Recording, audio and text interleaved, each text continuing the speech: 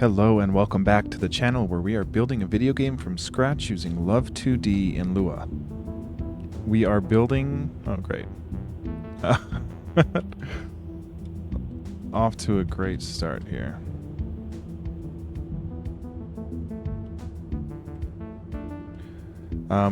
We got a lot of good progress done yesterday.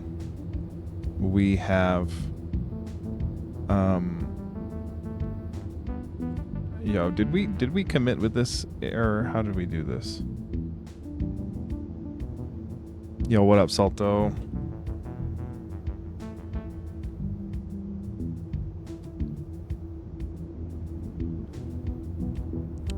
We are missing an end somewhere, but our code was running, so I don't know. Okay, so yesterday what we added was we now have pushable objects that can fall into chasms. So if we push a crate, it'll fall like that, but also boulders will fall. And also they won't fall on single chasm holes here. So if we go and try to push it on there,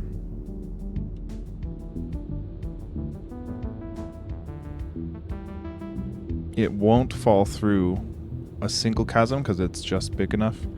And then we can push it over a single chasm hole. Oh, and if we're careful, we can prevent us from falling in and push it over too. So we're going to be designing the dungeon today because we have all the pieces intact. We do have to fix the sideward collision here. We're doing the old method where we have this overlay kind of diagonally cutting off Tashio there. But we fixed that with the mage castle. So we're going to get our proper side doorway collisions, and then we're going to test out building this first dungeon for the game. So we're in a great spot. If I didn't get this done yesterday, I think I'd be feeling stressed about our 3-week deadline. But since we got 2 of those big things out, we got basically the 2 mechanics for the dungeon creating done yesterday. So we're in a good spot. I think we can knock this out. You know, it'll be fun to do some level design for the first time because it's been a year development and we haven't had a level to actually create. So this is good. This is good. But first things first, let's fix our sidewards doorway here, and then we can get started with the level design. So yeah, I'm hyped for it. It's gonna be good. Yeah. Okay, so how we're doing this? We do it in the mage castle. That's the only other time we do this, what I call a wall collision. So let's see where we have this wall.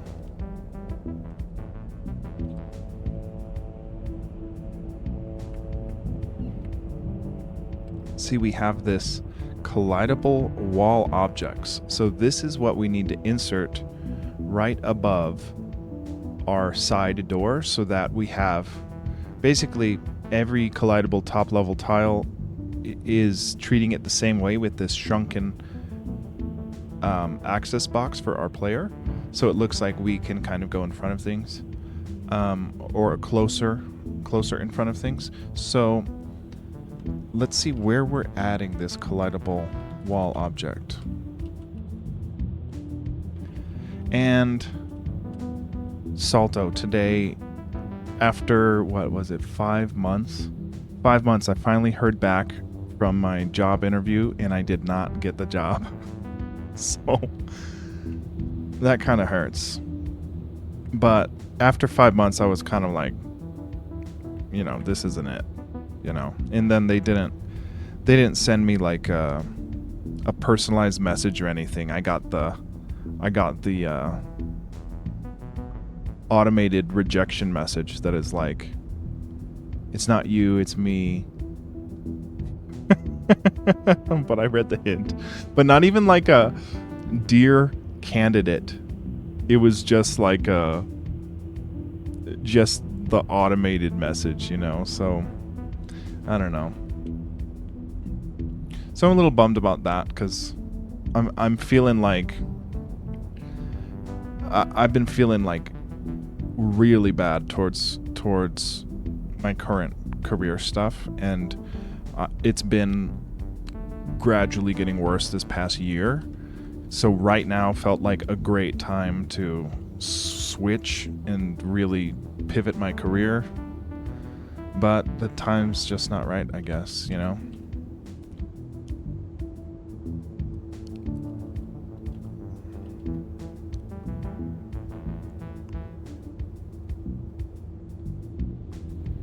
Okay, where are we actually adding this collidable wall object?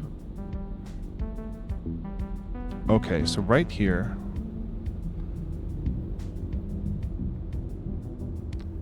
We're asking for a tile ID of an 897 to a 928. Yo, thanks, homie. Yeah, I mean, it's one of those things, like, this was like, it's part of this apprenticeship program I've applied for and been part of for like 4 years now. So I felt like it was finally maybe going to happen. And the interview went great. You know, I mean, I thought the interview went great. So I kind of felt like the stars aligned for this one. And then it just didn't pan out. So it's whatever.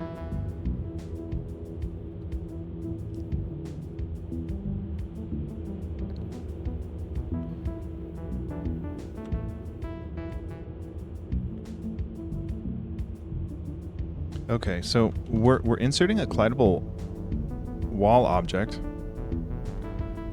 based on a tile ID of an 897 or a 928.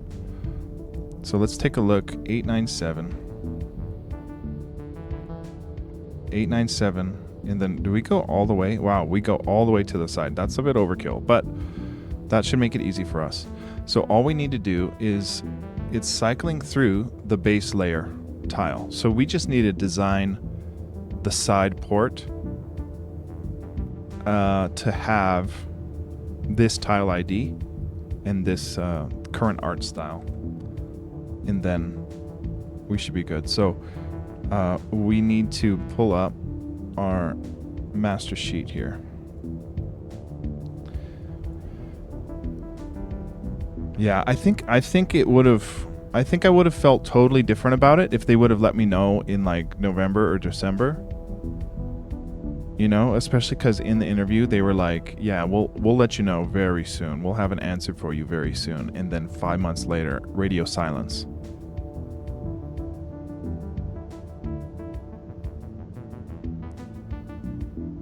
And then the automation, you know, AI took the job of the dude or woman who was supposedly letting people know they didn't get the job. Now AI just does that.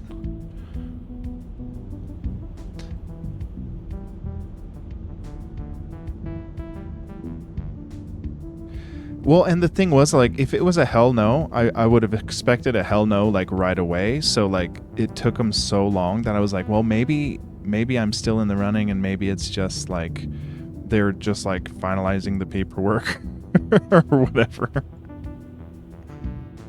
Not the case. Whatever, man. They're lost, bro. They're lost. They won't have a buggy game developer coding their enterprise applications for them, so it's their loss.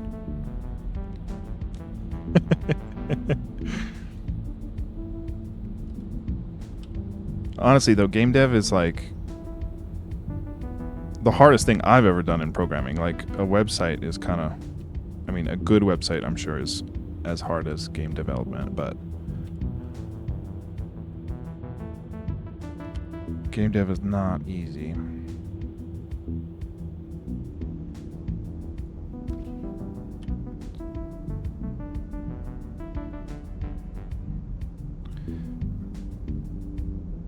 Okay, so the idea here, and you know what, we might need,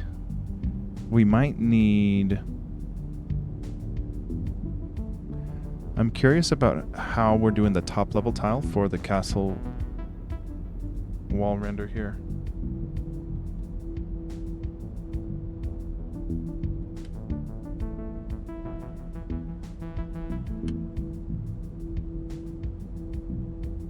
Yeah, it's one of those things, like, I kind of wish...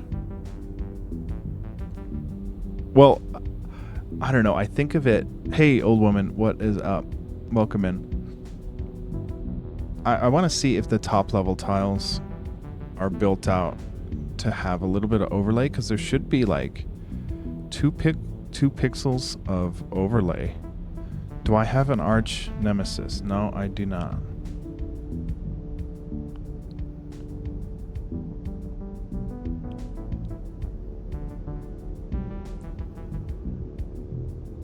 Oh. Okay, I don't think we're using this. This was our old fix. So let's try to do it. Let's try to do it just like the old method, just the top level overlay. And we'll see if the overlap reveals itself. Yeah, maybe hit up Craigslist. You can probably find one for a good deal over there.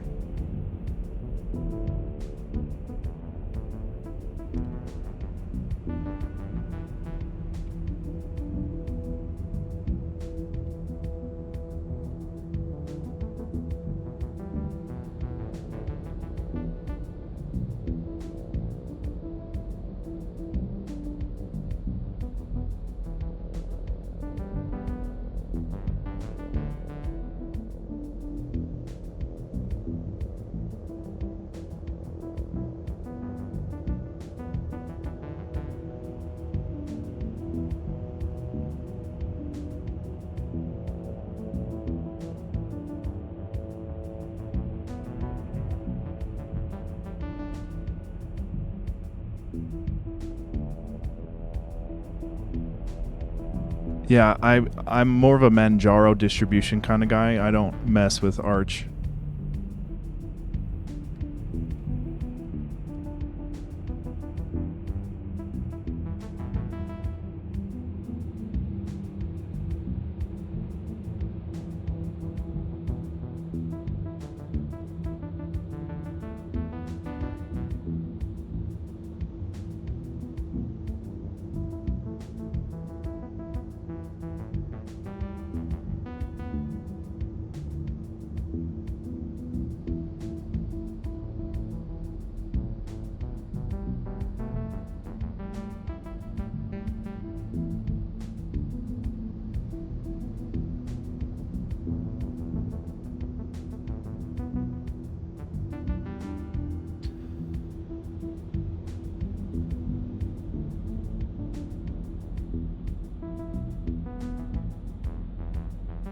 I have done game jams, but I'm doing my own game, so I am not worried about game jams at the moment.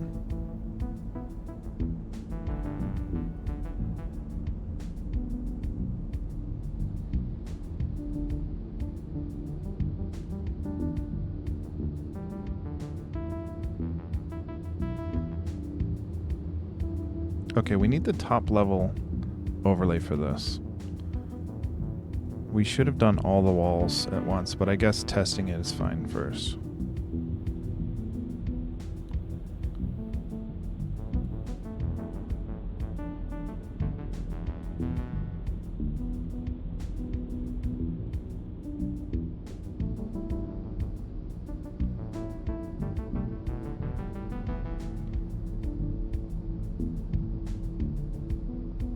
Okay, so there's the top level. Oh, we have the wrong... No, that's looking right. Okay. Okay, let's test this.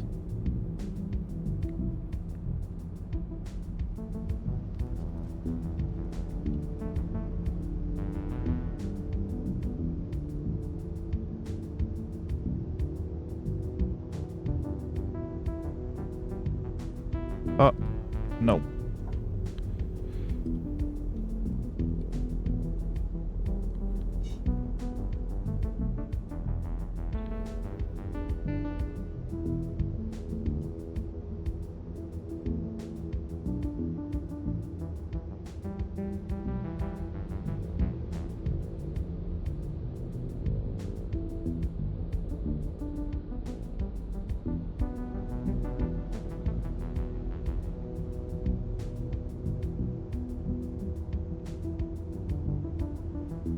I don't know why it would register that side port as a collidable map object, because it's not in that range at all.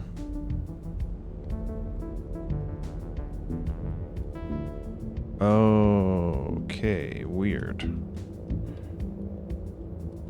Okay.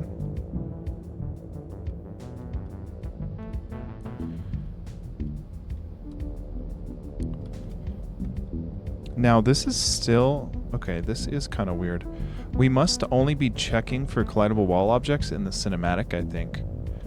Because otherwise this would be updating appropriately. What's weird is that... No, this... Okay, this kind of makes sense. It's just that... Yeah, we must only be checking for...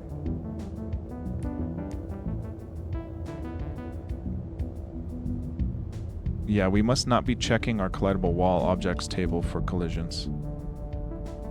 Let's see in our Mage Open if we've got collidable wall object detection. Not here, so maybe the intro cinematic.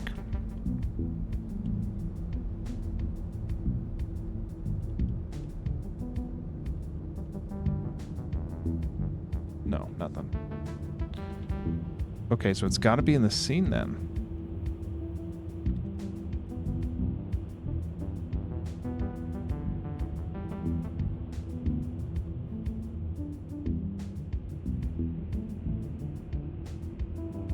Okay, we do cycle through our current maps, collidable wall objects, and we do the collision for it. And this looks to be outside our...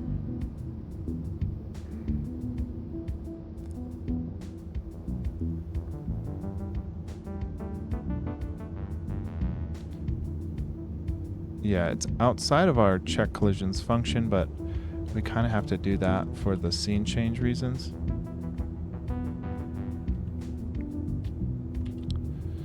Okay, so we are cycling through our collidable wall objects, so either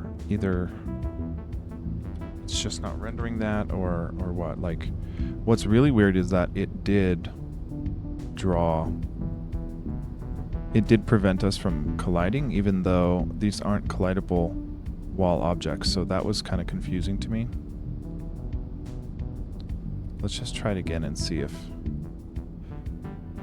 You know what? We have to make sure we have these other layers on when we export.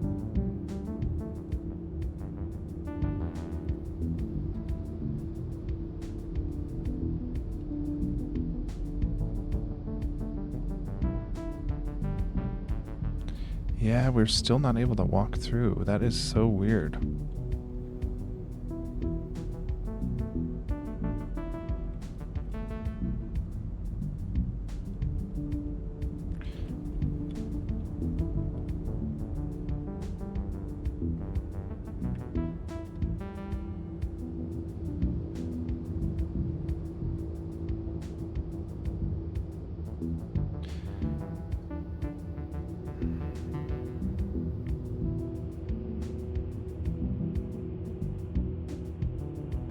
Part of me wants to test the one in Mage's Castle and see if that's still working.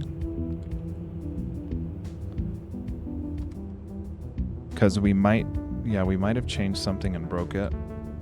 Let's see.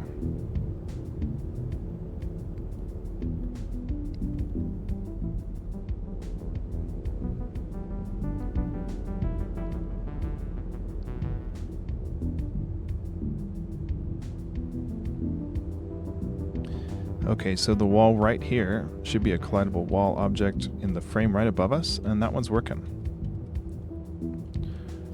Okay, so in here,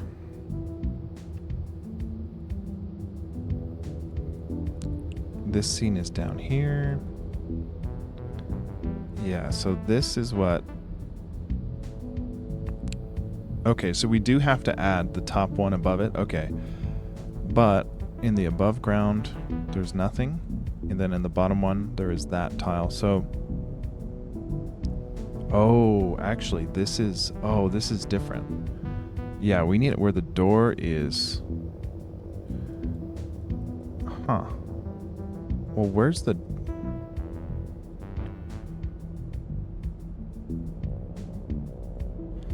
Oh, you know what? Yeah, okay. Oh, okay. Okay, so the collidable... Okay, so the collidable wall is the wall above the doorway, not the doorway itself. So we need... Okay, this makes sense. Yo, I'm half tempted to just restart the recording for YouTube because 25 minutes in and we haven't made any progress just yet.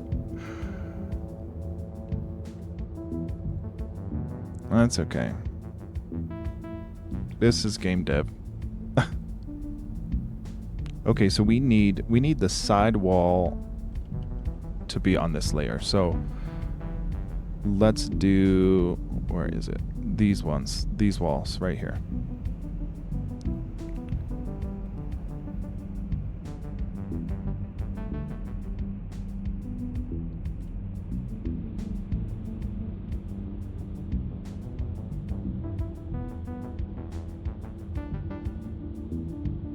There we go.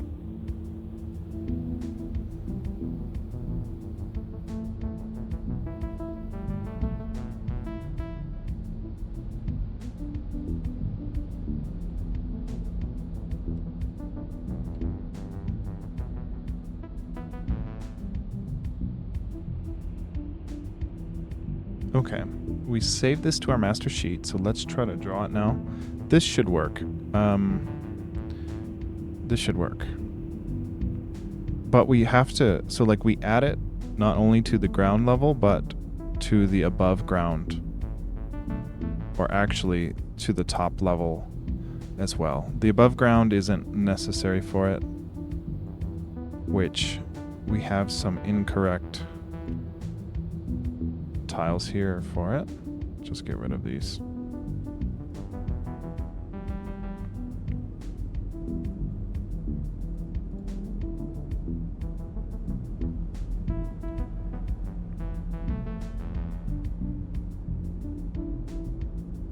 Okay. So let's go to our dungeon here. Because I don't even know if these are the final places for the doorway entries either just yet. So this should be on the above ground level. Let's just make sure ground level tiles looks right.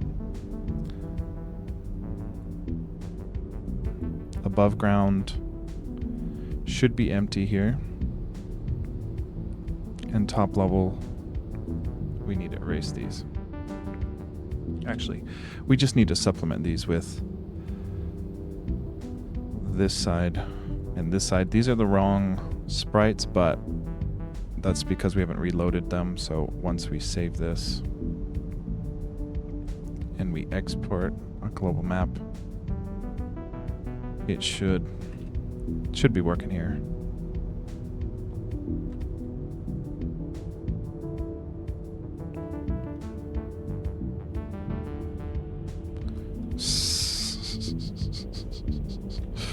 Maybe not. The top level tile, we need to do it right above. Shoot, yeah, we need to do it right above us. Let's reload this so we can see.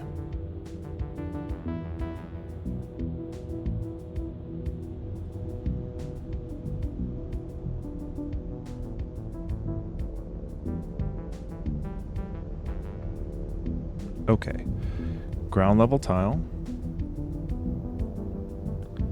black background here.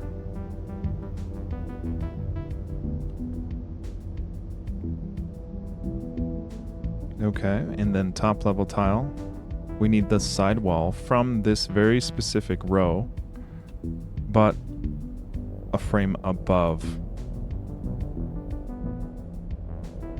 so that the top level actually needs... Yo, did we not just draw this?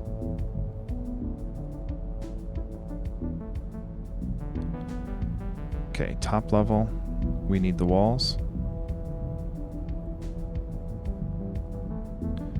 right here. And then we also need the doorway, the transparent doorway. Holy crap.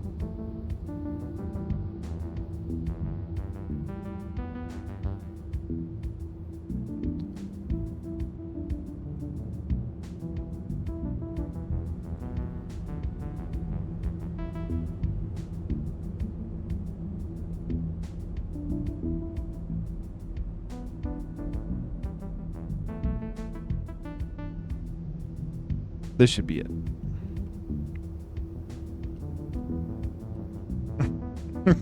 This was not it. We don't have the collision.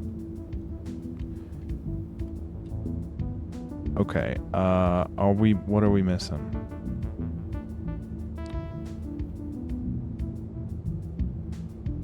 Oh, we need it in the bottom layer. We need it in the tile layer. So that's our fault. So the tile layer,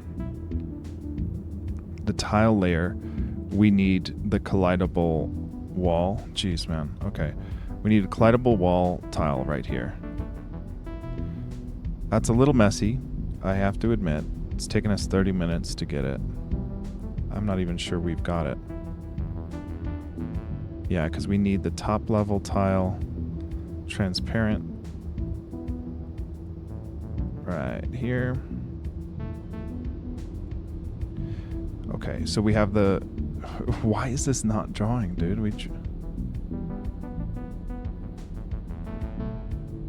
Because this was locked for some reason. Okay, top level tile. We draw this. We draw this. That looks right. And now our first tile layer has the correct tile ID for a wall object.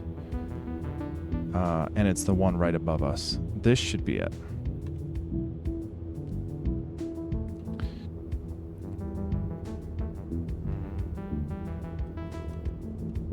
Okay, that is it. But our top level also needs... See our head's peeking out at the top of there. We do need to add one more. Man, that's crazy. Okay. So yeah, we do need to add the wall to the top level tile right above us. And then it's only like a 12-step process.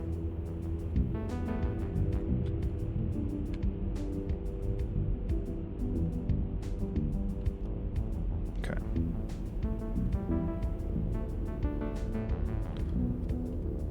Sweet. Okay, so now that is perfect. Yeah, that's a much better fix than what we did have with the nasty rendering. Because this is the old method. See, yeah, it cuts off like, it just looks so wrong. And then this method, it limits, we have to be more aligned to walk through the hole. But once we are, yeah, it looks a lot better. I don't like the harsh corner pixel here. I might round out this corner pixel, but that would also mean that we have to have a whole new tile sprite for that. Not sure I want to do that exactly. This will be it though. So let's get on with the level design. Okay, so we do need to make a couple new sprites for the chasms, because right now we just have a black one. So let me think this through. I think we have a range of values that are triggering our chasms.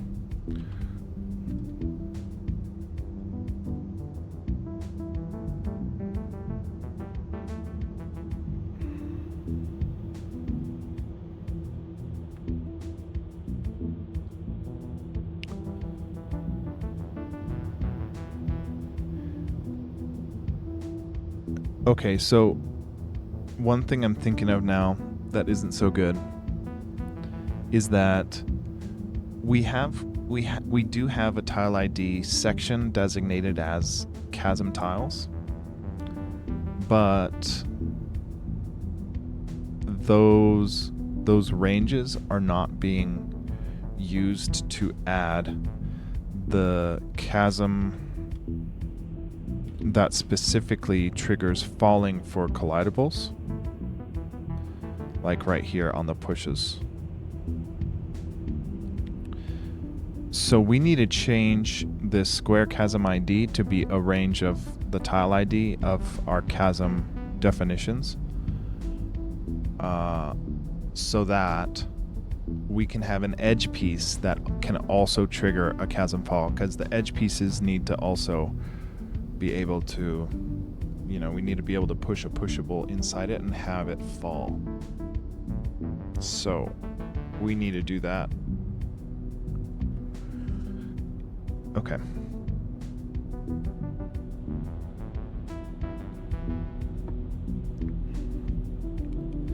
Okay, so yeah, we'll take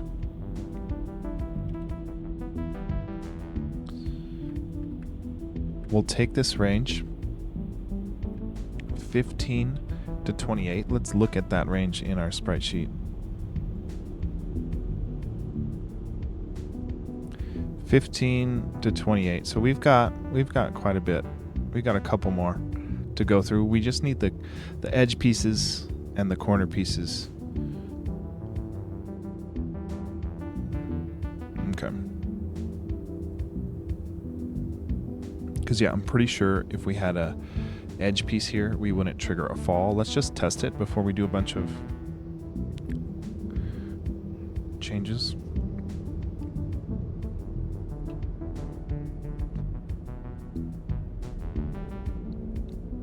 Because yeah, if we had the edge piece right here, actually, this would look like this. Yeah, if we had an edge piece like this, right? We don't have a corner piece just yet, but if we had it like this, I would bet that the crate doesn't fall when it's pushed onto this edge piece.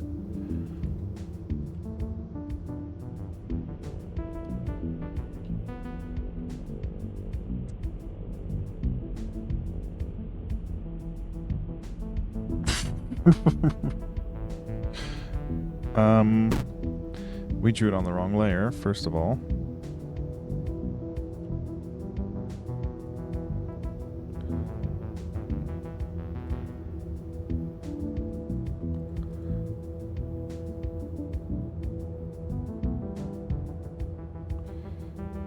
You're kidding me. Okay.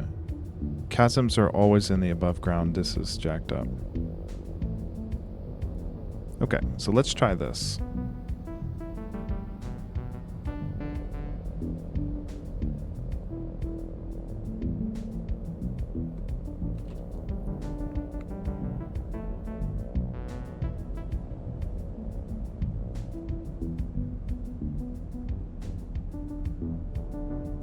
I don't think it'll fall here,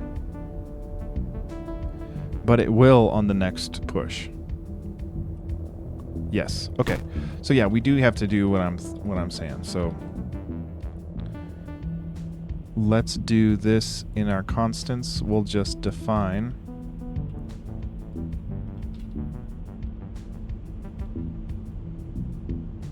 chasm def begin and chasm def end. Okay, and we'll make these values 15 to 28 for now.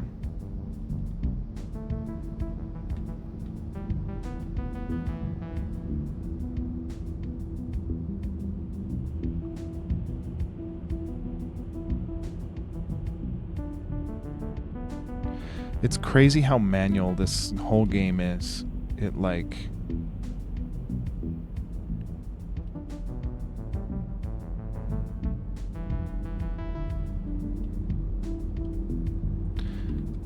super manual. Okay.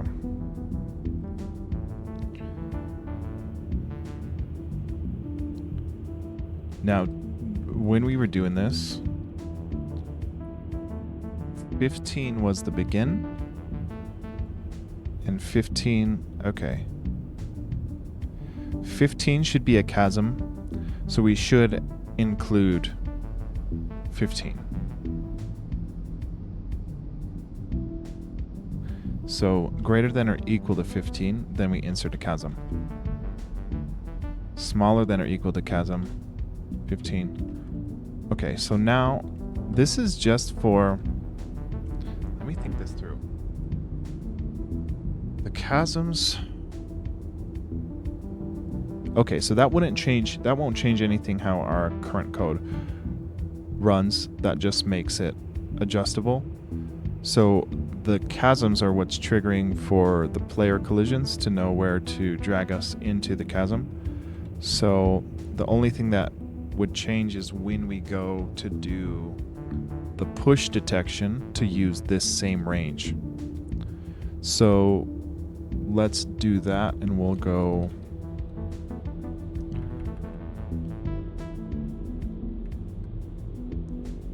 chasm detection here. So this is a push up, starts with push up. We're going to see if the tile, and we snag the tile, so it should be just tile. If the tile is greater than or equal to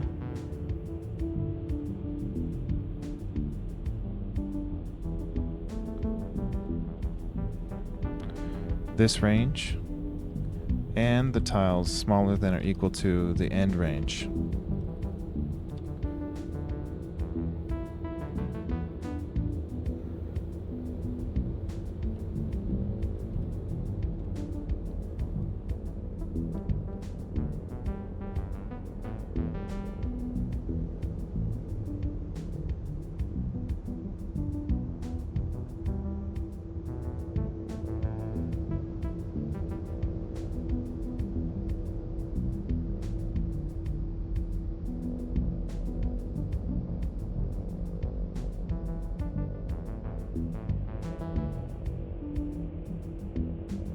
okay. Now our pushable crash is at 200.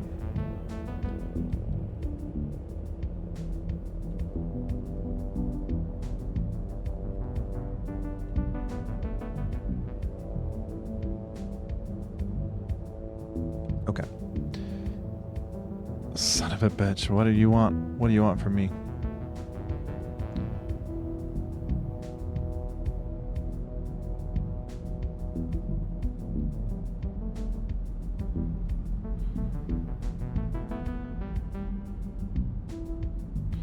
You know what? I don't think we need these parentheses.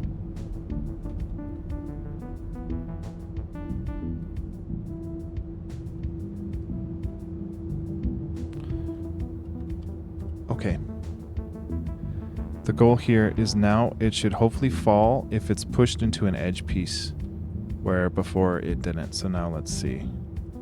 Yes, perfect.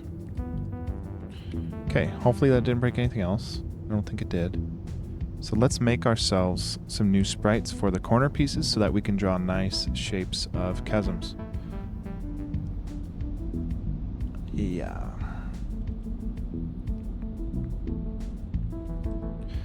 Okay, so we have a right, top, left, down. And then we need the corners.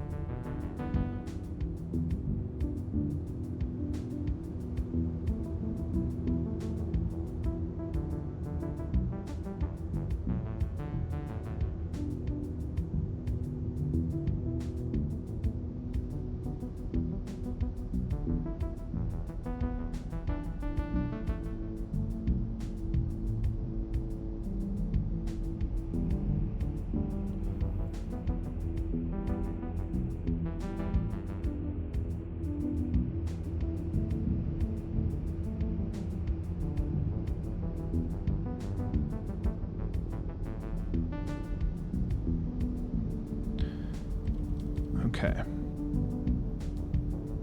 So there's a top left corner.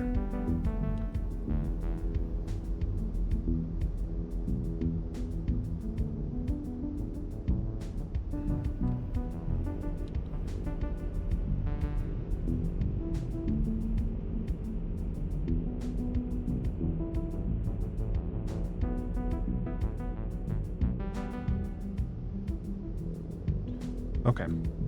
Those should be all we need to do to have smooth edges on the chasms here. We already saved it, so we should be able to just draw with it.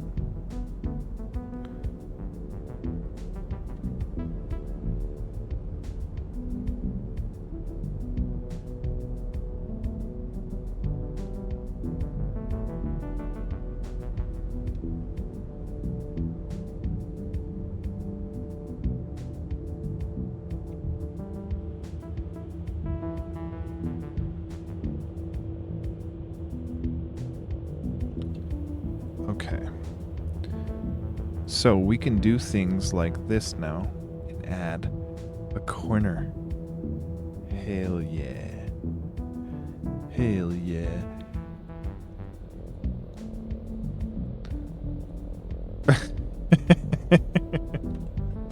Yeah, now it looks like a beautiful game instead of a nasty square game.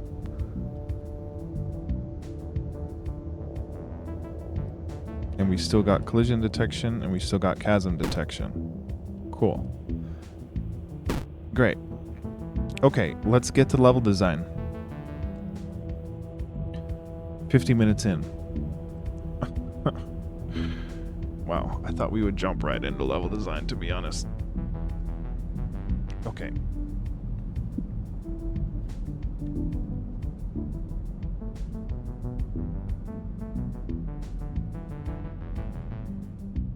Okay, so I think what I want, what I really, really want, is a room here that kind of teases a treasure chest, I think. Because yeah, I'm kind of thinking this is where, because if we had a wall right here, we could put a treasure chest right here and surround it with rocks. And from this side, let's see what that looks like, because I think from this side, let me see.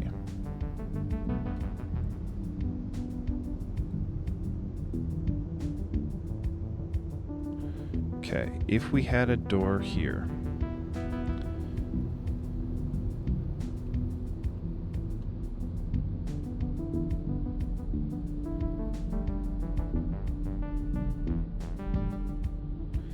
and then in our top level, actually we need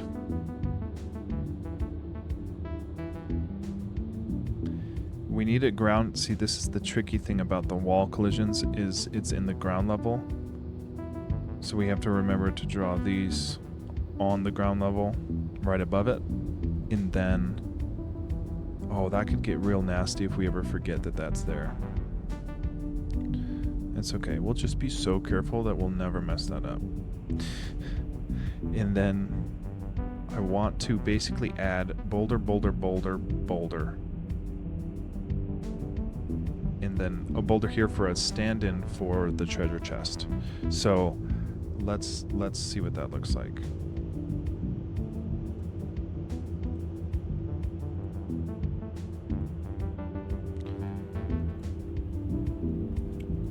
So we need to go to our declarations and we need to spawn some boulders.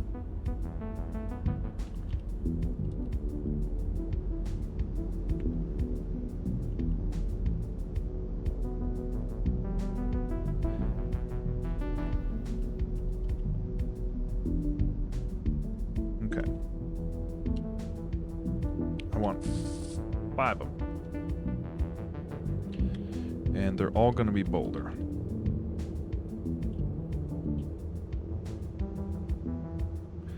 And we need to put them in the correct row and column, and I think it's going to be, we want row, or actually let's find the column first. 1, 2, 3, 4, 5. So there's the first one's going to be 5. 1, 2, 3, 4, 5, 6, 7, 8. 5, 8 is the first one. Then we build out a little Tetris piece. So 5, 8, and then So we'll do 5, 8, and then same column for 4 and 3, and then 3 and 9. Oh, and then this one is right below at 310. So that one will be the stand-in for the treasure chest, because I want to test what I'm thinking here. They're so jacked up. I am not aware of a love jam, Calcage, but I've got a deadline to finish this demo by April 1st, so I do not have the time for a game jam at the moment, unfortunately.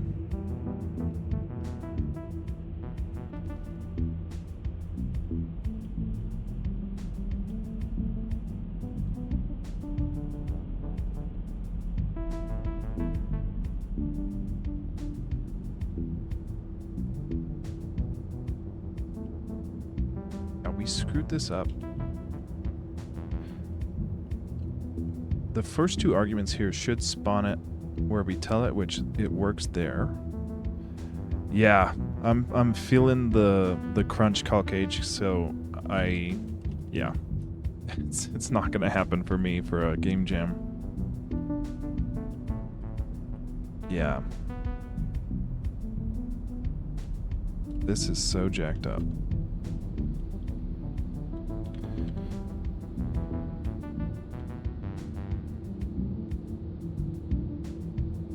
It looks like our spawning is a little off for this.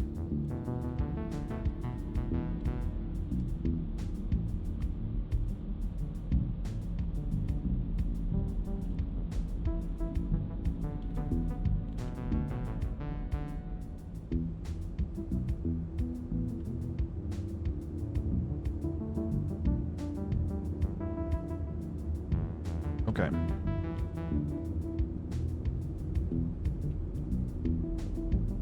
We just swapped our X and Y, which is why we had them in the wrong spots.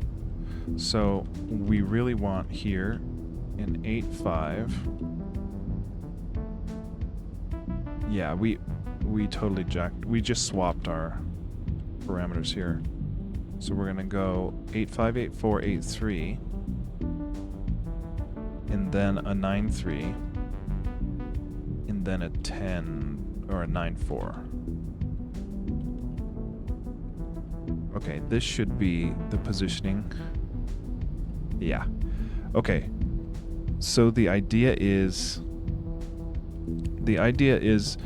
if the boulder right here is actually a treasure chest, then when they come in and they don't have the green tunic yet, they can see that these are pushable, but none of them will push. And then by the time, you know, they fight all the bats and come out through this way, they can come out this door and get the tunic here, which allows them to push, and then right away they can push this thing and go back and try to get the more stuff. So one thing I don't like, well, I'm trying to see, because look, if they get the tunic, then they come back in here, they would be able to push this thing into the door here and get stuck, which doesn't work. So it's like a one-way thing. I don't know if we want a shortcut. Actually, yeah, I don't think we want a shortcut. So that works out good. We didn't draw our top level tiles for the doorway here, so let's add that.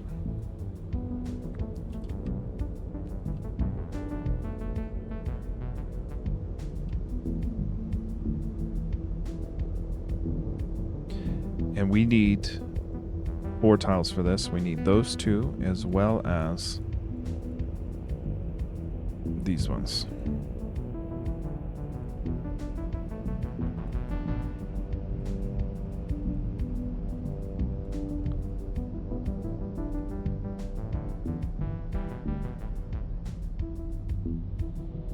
Okay. So if they come in and they already have the pushing tunic, they can push it in there and see, like, the treasure chest will be there. So it's like a one-way shortcut. But if they come this way, fight all the bats for the first time, they can come in here. They get the tunic, and it allows them to push, which then allows them to kind of exit here right away. And then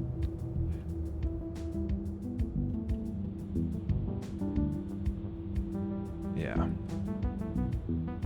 Cool. I think I like that because I like the idea that, I mean, and they really could, once they get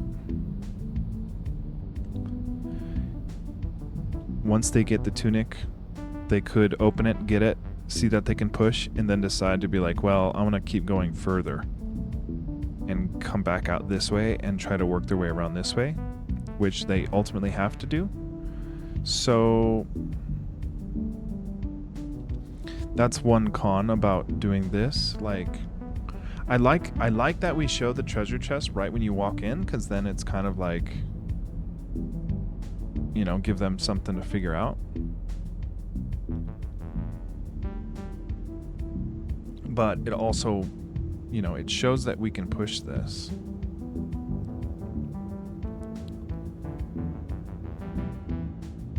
Yeah, now that I think about it, I don't want them to have the shortcut to get here, because then they could skip the first 2 frames of the dungeon. And the first one is really easy. You can walk through it, you can blitz through it and not get punished. This one, it'll be easier if you push this boulder from the get-go to block the bat from this hole.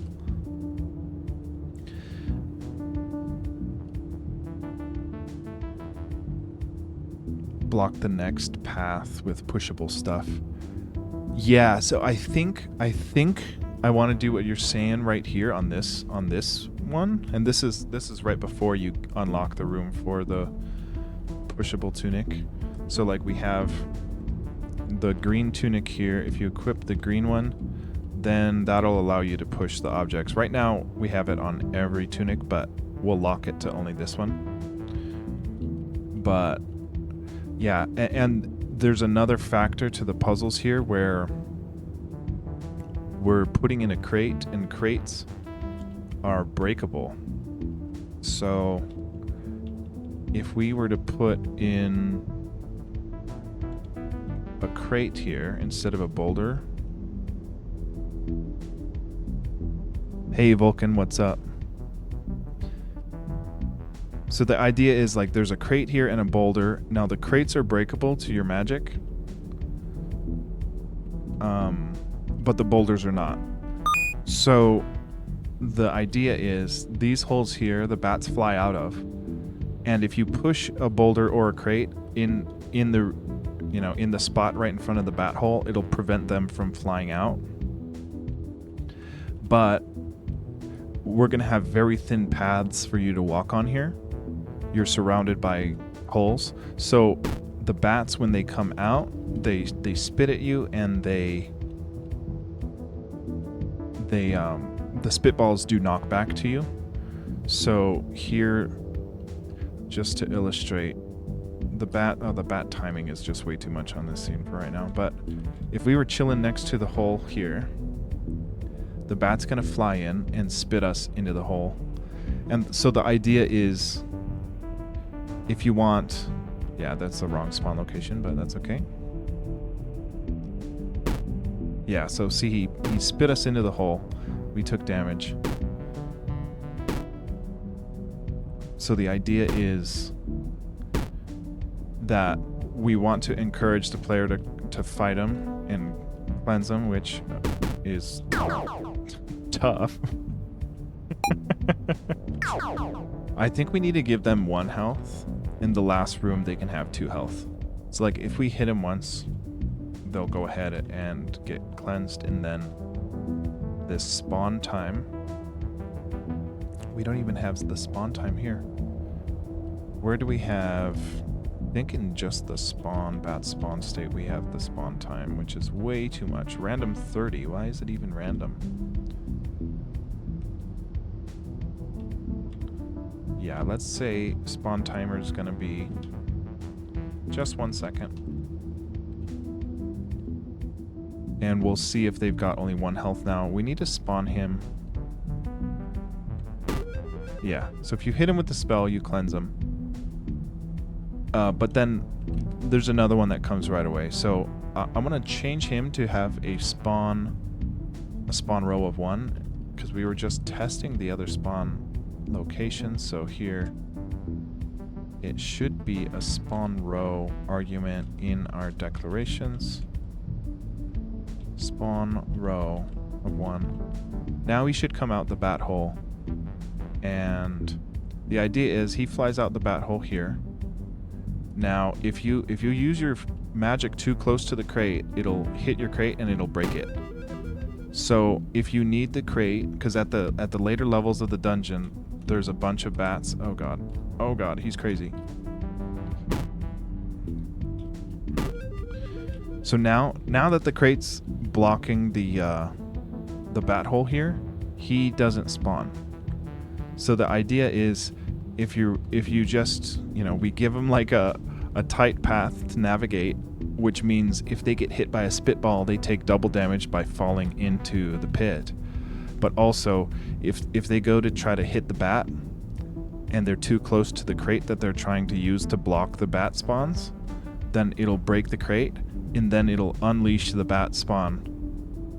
And you know what? He's not triggering. He should trigger a spawn right here.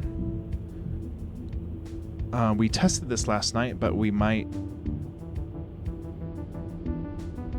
Yeah, we tested this last night, but it's busted at the moment. Hey Vulcan, thank you for the follow. Yeah, we're printing up. So let's see, we're printing up in the bat's spawn.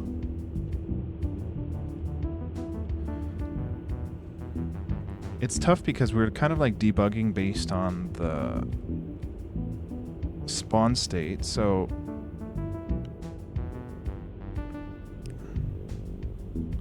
he didn't respawn here, and I'm trying to figure out why. Yo, thanks Vulcan. Yo, I'll give you a follow too. Oh shoot. Let's see. So it's not blocked, so he goes and he spawns again. So that's working. Oh, but let's see if he does it a third time here. He does. Okay, so the spawning is working if it's not blocked. Oh my god. Okay, but then if we push this thing,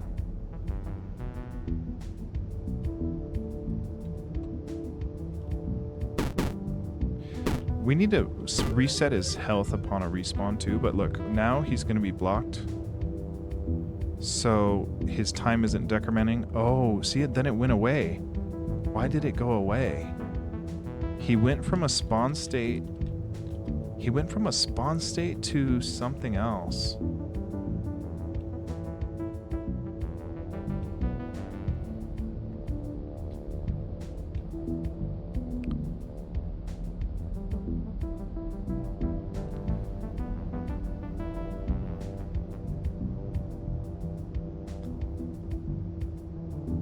Yeah, I bet if we were to print up his X and Y, he's kind of...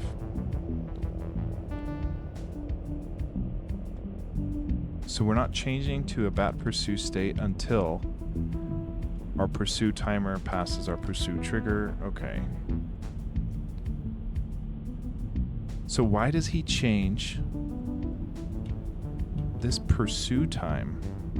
Okay, so this pursue time is what's triggering a bat walk. And it has nothing to do with his spawn timer. So this pursue timer is what we use to delay.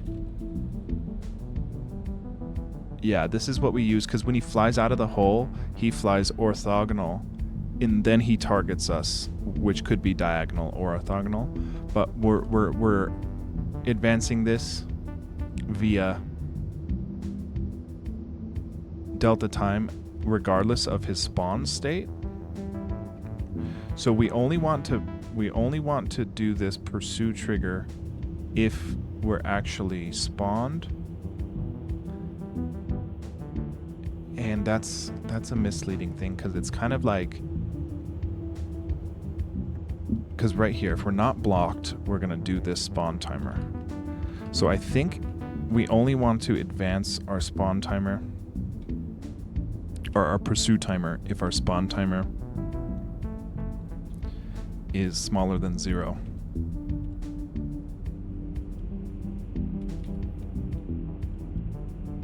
So if we're done spawning, essentially, if this is past its threshold, then we're going to advance that pursue timer, and that triggers whether or not he's just flying straight out of the cave or actually pursuing us.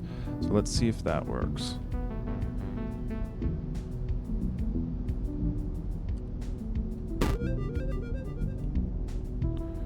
Shit, he spawned so fast. Yeah, we need to reset his health, but look, we're blocked now, so now he doesn't decrement, and the number should stay there, because he's not changing to pursue walk anymore. So now if we push the crate out of the way, he should spawn after 1 second, which he does. He also needs to, oh my god, he's got crazy eyes. He's got crazy eyes, man. Okay, we also need to... Ideally, we need to render him... See, this is really tough. Oh my god, this is really tough. Because he's rendering underneath the crate, underneath the pushable. Which is strange. So let's see, if we just push this towards him... Oh, he's rendering above it now. Okay, so that looks right.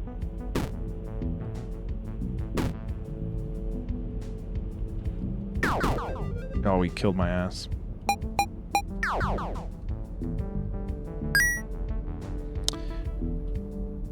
Hey, Squinch, what's up?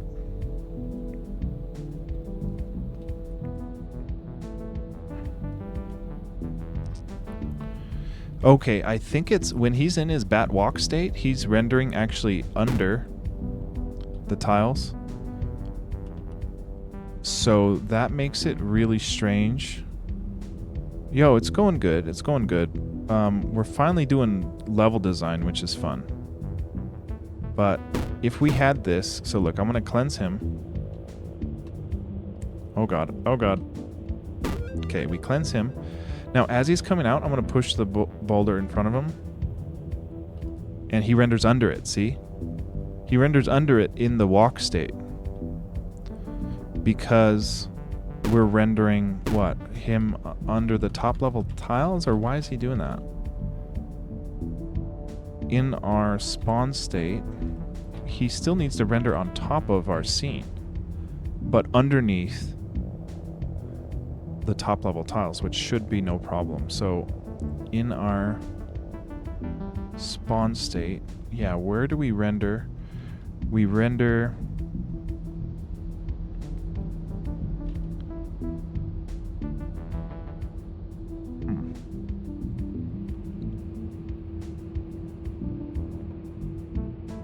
Where are we doing this?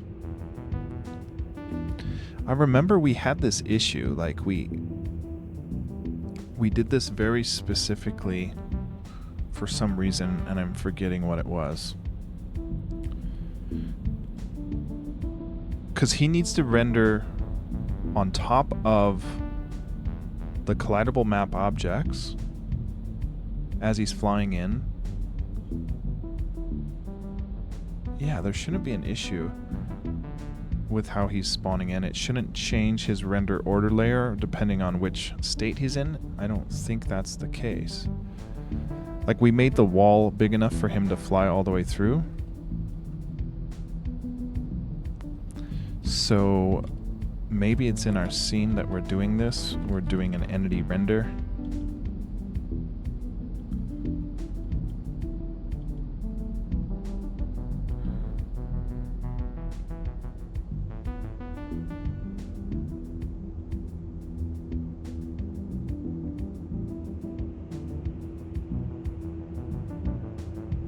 See, look at, if we're not spawning, this is weird.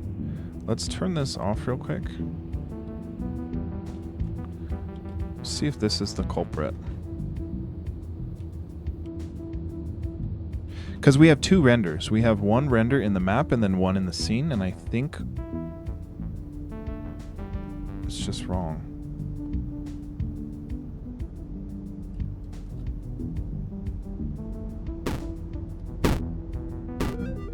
Okay, so as he's coming out, I'm going to push this over. He's still rendering under. So that wasn't the case, but this other one, we also have and not spawning. Why do we have this?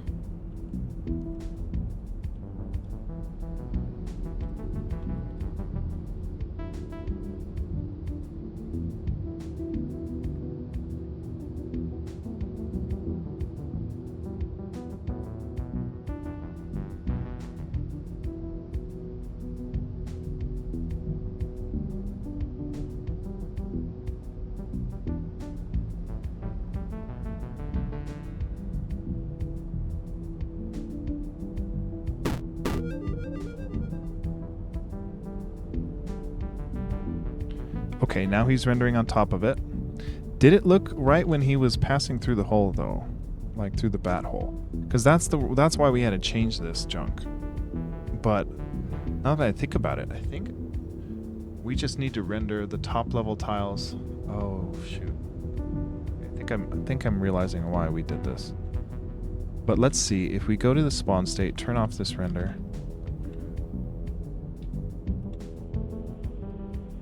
Let's just see how he looks coming out of the hole. Yeah, see, the top level tiles aren't rendering on top of him. I feel like we just need to pull out the top level tile render to be literally after we render the scene and everything. Because basically,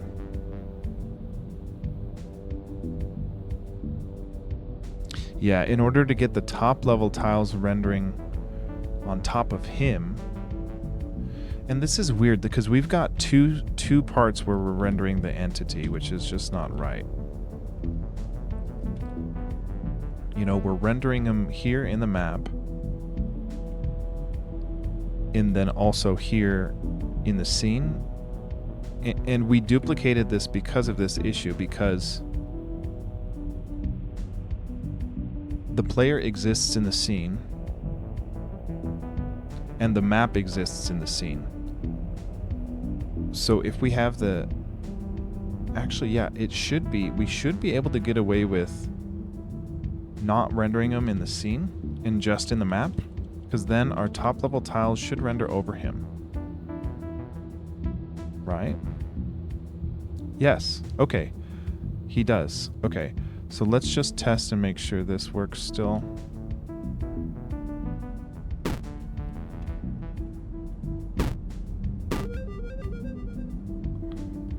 Okay, so as he's flying in... Oh! Oh, he's still rendering under. What the fuck?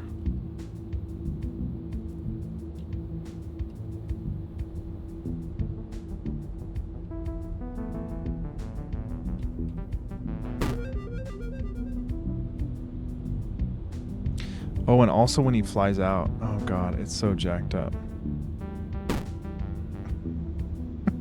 Shit.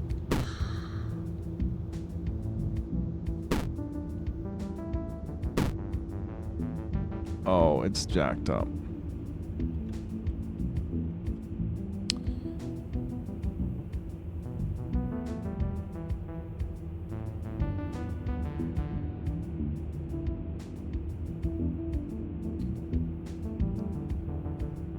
Yeah, because the issue is the top level tiles render on top of the bat when he's spawning.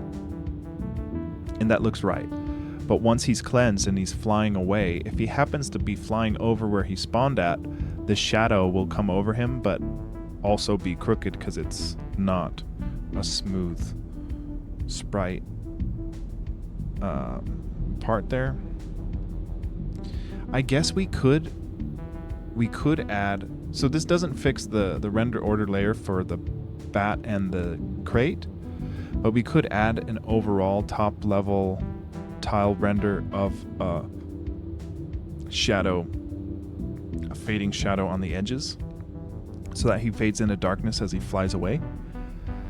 But it doesn't fix the issue of him rendering underneath our crates. So how is it that he's rendering underneath a crate in our map? Let's see. We should just change the order layer for that, and then we might be able to add the shadows and then call it.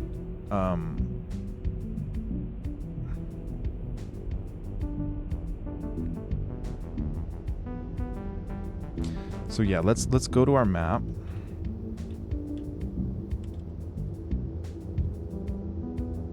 Let's look at the render order layer in our map. So we render what? We render spellcast entities. So let's just render our entities after we render our collidable map objects, right? After pushables.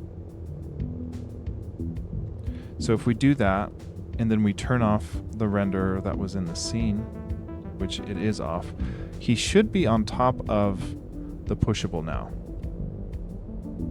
So we saw the shadow render on top of him there. That's correct. Now he should... Oh, see, he's still under it. What the fuck? He's rendering under the crate there. So we must be... Are we rendering pushables here anywhere? No.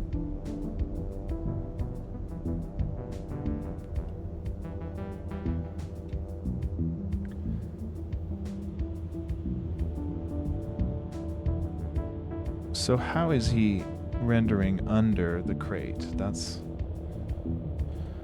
what I want to know.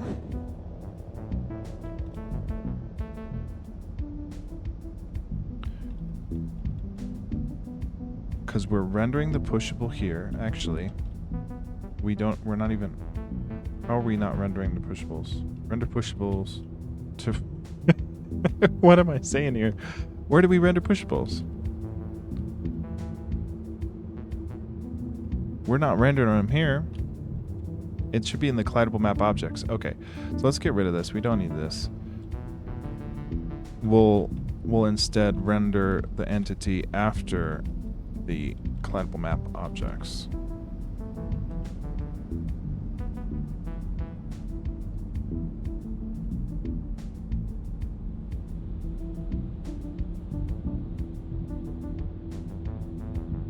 Okay, so we render our pushable, then we render our entity, and we only draw him in the scene. So we've got the shadow over him, that's right. Now let's push this over him and he should render on top, which is right. Now, if he flies away here,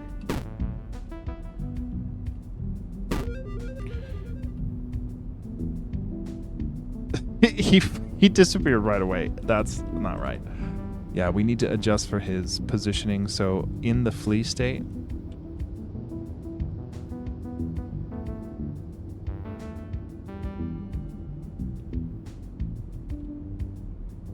do we not have the flee state? Where are we?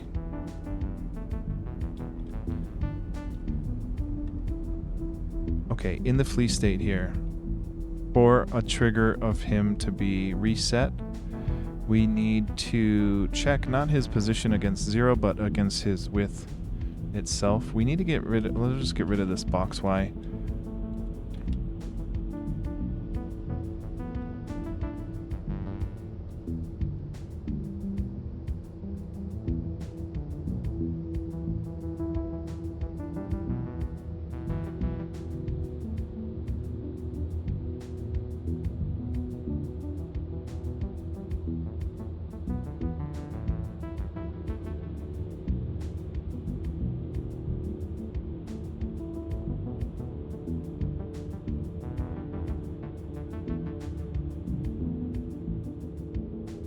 Okay, so we have this flee state gets triggered from a... yeah, we should be asking its position. How are we changing from a flee state to a reset? We have this kind of reset bat or a bat flee state, bat flee.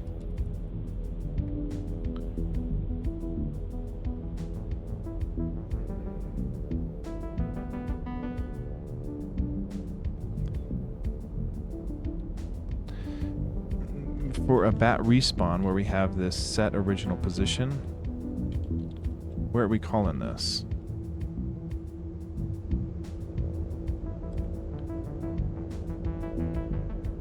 If we're blocked, we reset it.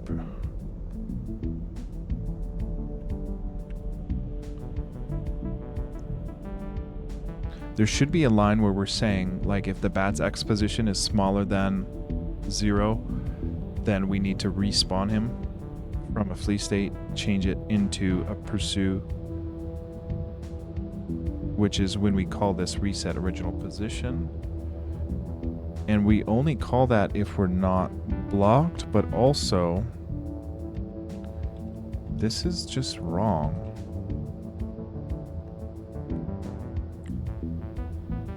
This is okay, this is how we're doing it.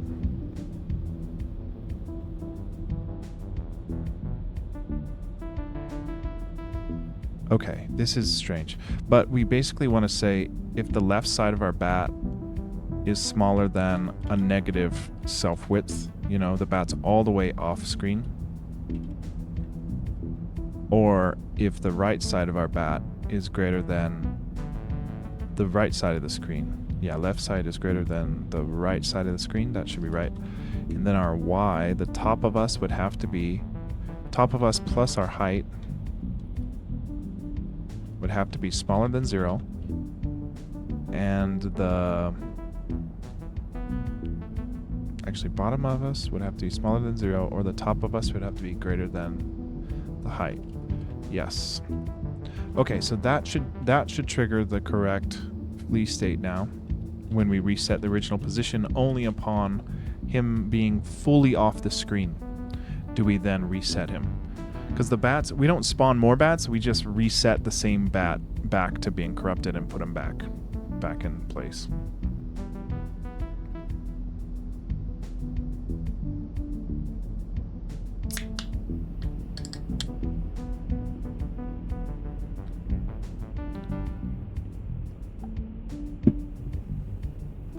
Okay, so the next step, I think we want to add a whole vignette around the edge, because I'm a little worried it will. Yeah, we need to add the vignette around the whole edge, because if the bat flies away the same way it flew in, right now the bat picks whatever trajectory opposite of the player and flies that way once they get cleansed. So if they happen to fly where they came from, or where any bat came from, we'll see this harsh cutoff of the vignette shadow render over them.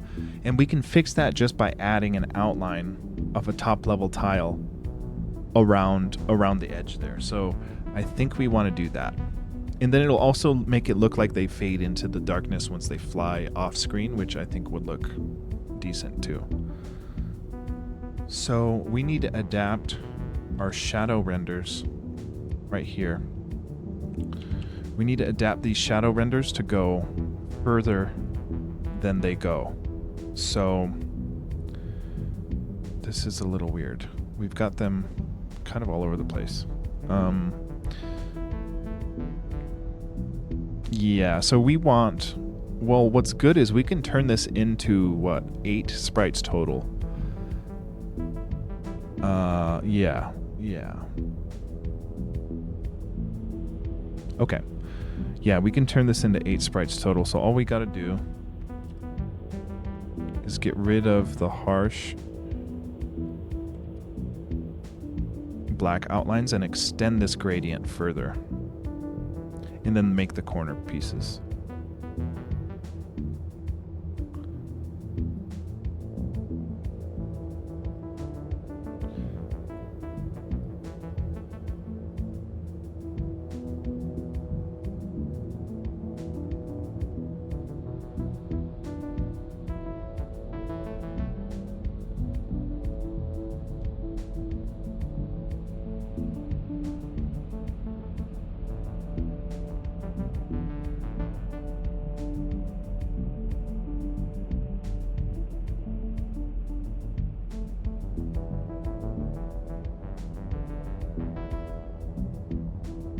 You know what? We can do this easy by just copying these ones. Okay, so what we're gonna do? Yeah, we're gonna do first shadow, second shadow, build out all the corners, and then redraw them, and then we should have that fixed.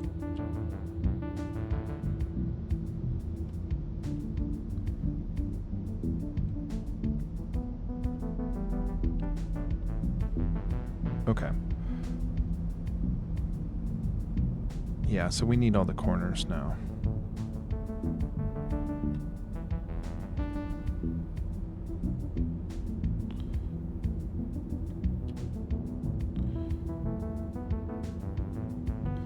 Yeah, actually, yeah, the corner gradient looks pretty sweet like that, actually.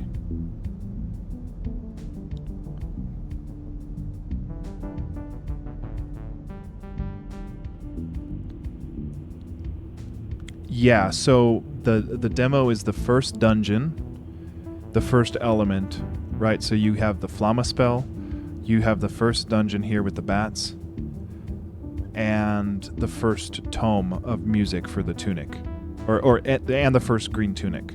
So the demo is, yeah, the first element, the first tunic, the first tome of music, and not even an official biome just yet. It only clears the opening area of the game. It doesn't go into the full biome just yet. So the tunic, or the first tome of music will open up the pathway to the first corrupted biome, and then the second biome will open up, or the first biome will open up the second will open the third will open the fourth, and then when you beat the fourth, that's the end of the game.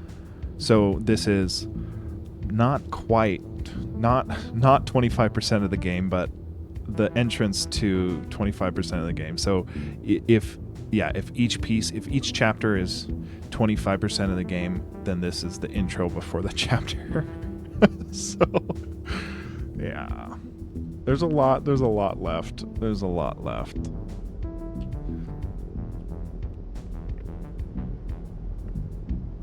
But I'm kind of committing to every biome will only have one unique enemy and possibly geckos or bats. So geckos and bats are like the Goombas and Koopas, whereas every other biome will have, there's a Hammer Bros in the forest, or there's a blooper in the volcano. There'll be like one biome specific entity in every biome, and then our two normal Goombas. I don't know. I think bats are going to be limited to the underground, and geckos are going to be limited to the overworld. So they're, geckos are the Goombas of the land, and bats are Goombas of the caves. Because, each element specifically has a counter to a certain enemy. So each biome is kind of built to flush out your skills with your new element, basically. And same with the boss fight too. So the boss fight in each biome will feature the element that you just unlocked, sort of deal.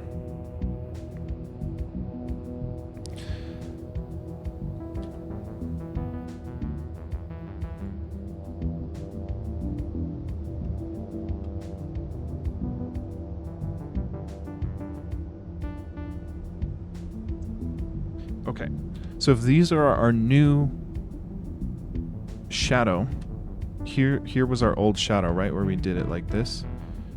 Oh shit, I'm just realizing something. No, this should work. Sweet, yeah. The next thing I'm worried about with the demo is that, let's say we get the dungeon done in the next day or 2 or 3 days. If we get this dungeon done, we have to figure out the loot system minigame that actually works. Like you can play the loot, but I'm going to rehaul all the notes and frets, so that we have a bigger range of notes to play with. Then I need to create the song for it. Then I need to create the minigame for it. Then I need to trigger a cinematic based on if you succeed in the minigame and you're on the correct scene. So the tome is going to be outside of this dungeon. You're going to come out of this dungeon. You're going to use your green tunic to unlock some new areas by pushing some things around. And there's going to be a treasure chest, probably guarded by a bunch of geckos, that has the first tome. And when you get the tome, it'll read you like a little riddle. And that riddle will clue you into what scene of the game you need to go to play the song in order to unlock the cinematic. So, I want to balance, I don't want it to be like ridiculously hard, but I want it to be fairly apparent, but also kind of like you have to kind of pay attention in the game as you walk around to be like, oh, maybe something happens here because this is a unique tree or something like that. And then the tome will say, like, it'll be some little riddle that says like, oh, where the oldest tree in the land resides, play the music, whatever. sort of riddle.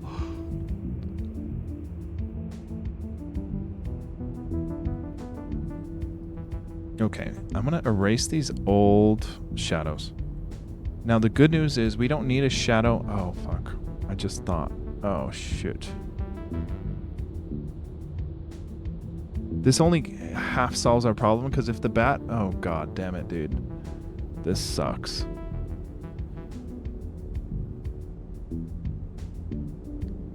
Yeah, this sucks. Because if the bat flies out and it happens to go above a doorway, the doorway will render on top of it because it's a top level tile. It renders over us, but it doesn't render over the bats. So we need the bats to render under certain top level tiles, but over other certain top level tiles. So I don't like that. And we can't just say swap the order layer if it's an entity type, because the entity is part of the entity and the tile type are in the scene. Have you seen how other games do music mini games? The only thing I could kind of think of is Animal Well. So I was stoked when I saw Animal Well because I was wanting to implement a music game. I actually had my first draft of the current draft of the Loop music mini game by the time I played Animal Well. And that one, you just equip your flute and then you play around the circle and it plays a whole scale. And it's not so much a mini game as a cheat code. So like in that, the tempo doesn't matter, but you have to just input the correct notes in the correct sequence to trigger little teleports or something. So that's the only one I've seen it in Animal Well. Dude, this sucks. Yeah, this sucks. The bats will fly under the walls here if they happen to overlap with it as they're flying out.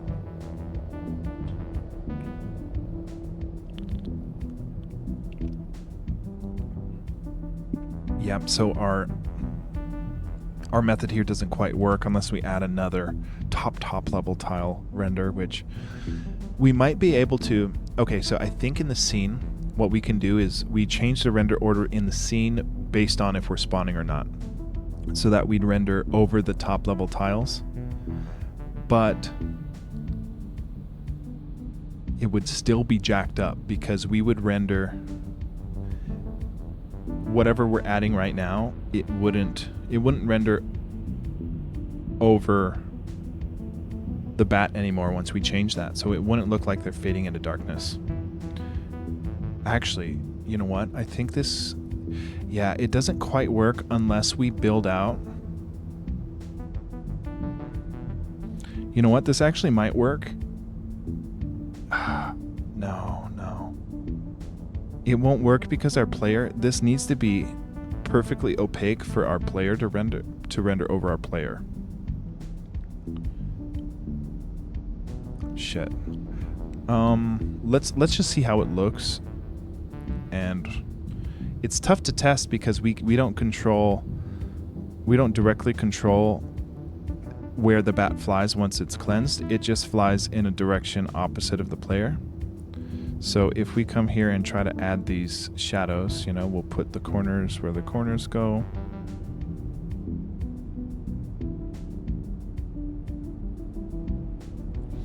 Build out the walls. Now we have to be careful to not draw over our other top level tiles here. So that's the issue, because these need to render over our player. And then if you look, like there's like perfect overlap. Oh shit, we messed up this. That doesn't match.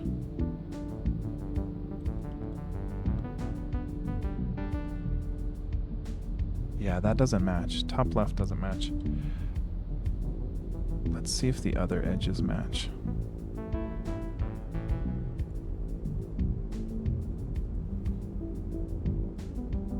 These don't match either. What the fuck?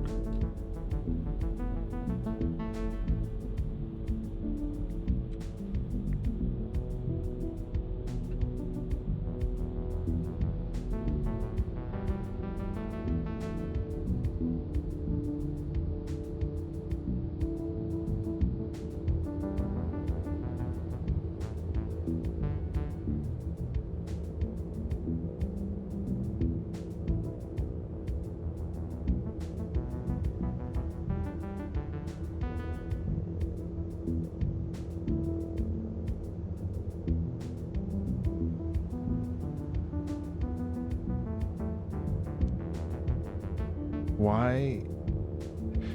It looks different because it's on a different shaded background, but it should be the same. Okay, so maybe that's the same case. Okay, maybe this is fine. No.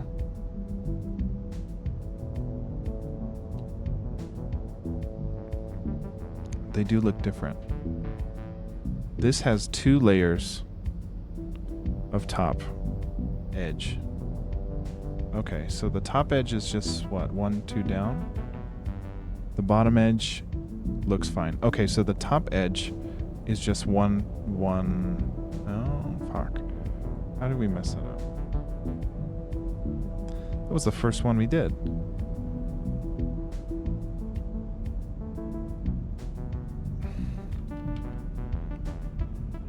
That's not wrong. The top edge is not wrong.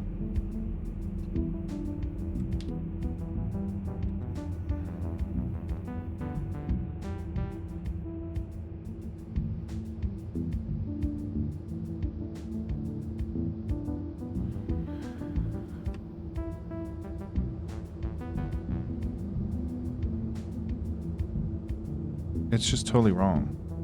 How come the top edge here has two layers of dark black? That is wrong.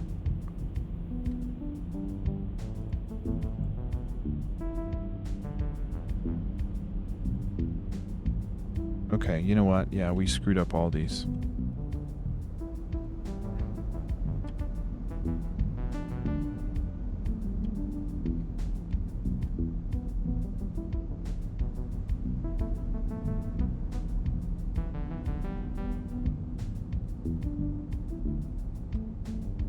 Okay, that should be right. Okay, that should be right.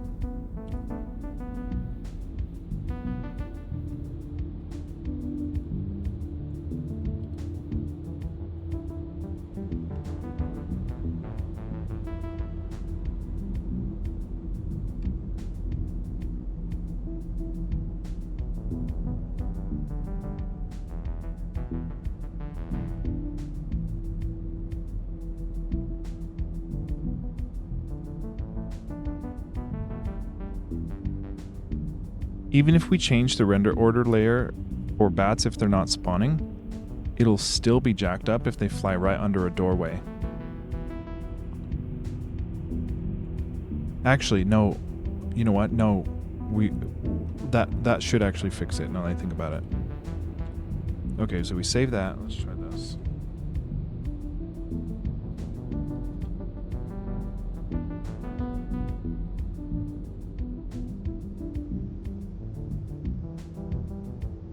I don't know Warframe. I'll have to look into that and see how they do the music stuff. I mean, we're with the demo due in 3 weeks, we're like, we can't rehaul the music system other than the notes and frets.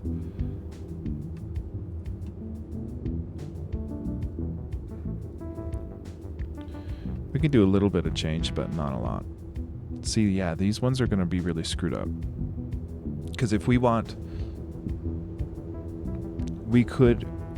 Yeah, we could... I think we're just going to have the bats render on the top level. Above the top level, so that we don't have this issue. So we do need to change the render order layer only in the scene and only if they're not spawning. So I think that's the fix. So all of this stuff we're doing is not going to be usable, I don't think, at least for this application. We can keep them there for the spawn because they need to be in the top level tile for spawning.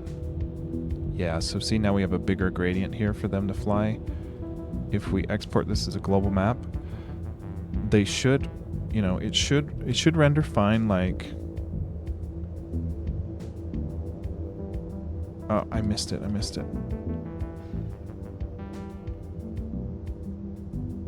Yeah, that looks good. So now if we cleanse them, uh-oh, he's invincible.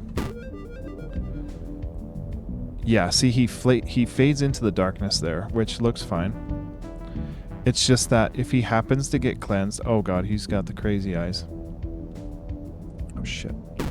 Oh, he's crazy. I'm gonna try to get him to fly where a doorway is. Oh, he's gonna kill me. We just barely missed it. See, I kind of like the shadow. I like the shadow, it's just that it won't work if he flies where a doorway is.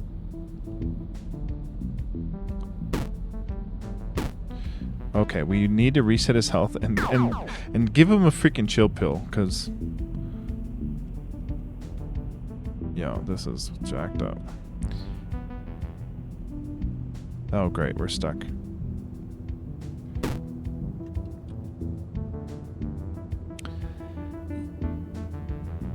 You press buttons for each string and buttons for octaves and strums, so you combine changing chords and octaves. Yes, exactly.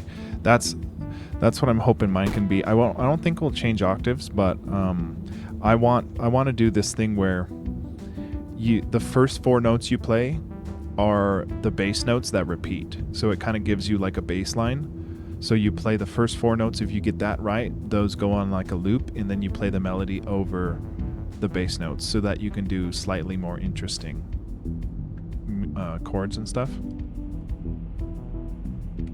But it's hard to make them all sound good because, you know, you have to have a certain range, but also if you strum them, if they're all dissonant because they're all, you know, not a major scale apart, it'll sound kind of weird or whatever. You know, there's a bunch of stuff to consider. Okay, I don't know. I'm kind of torn with this because I like how it looks. Oh, actually. See there, he flew under the cavern. Shit. Yeah, I'm kind of thinking we just need to render him on top of everything, on top of even the top level tile IDs if he's not spawning. So where would we do that? Let's look at our map. Do we do it in our map where we do the top level tile?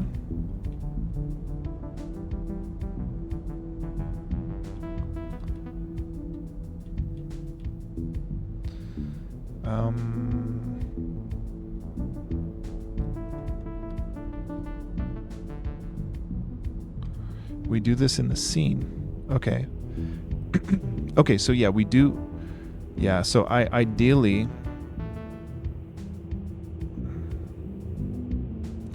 Yeah, ideally we just do this. We just turn this back on and we say, let's render our bat again.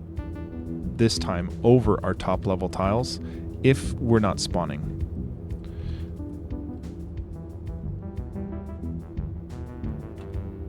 And then we lose the gradient that we just made of him flying under the gradient, but at least he doesn't get he doesn't have the door rendering over him at this point. Let's see if we can test that. It's gonna be tough to corner him.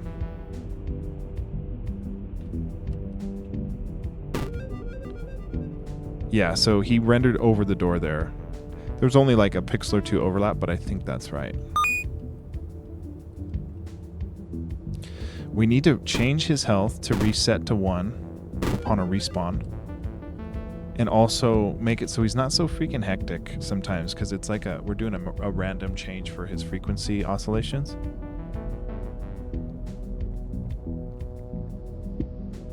So let's make sure, I guess it would be in the flee state right before we reset his original position. In our reset original position, oh yeah, see, we're setting his health back to 2. We'll give him a 1 health. And then this amplitude is just too much. So let's just knock these down.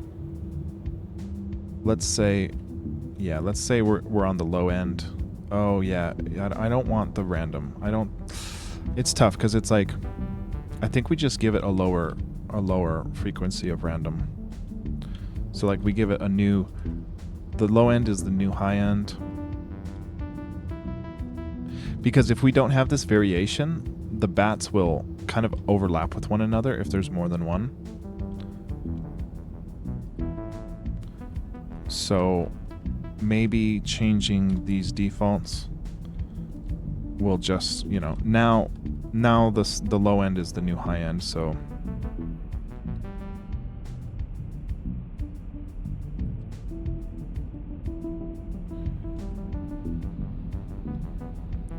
when we do this bat in Dungeon 1, we're just going to give it new values for this. 2, 4, yeah.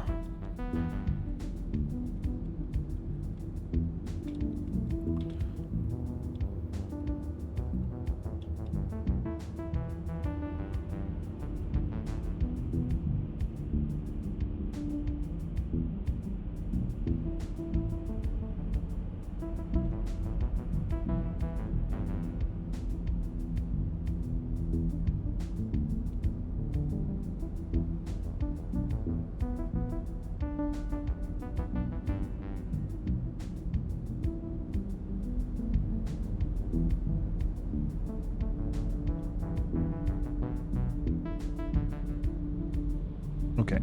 They should be a little more chill now.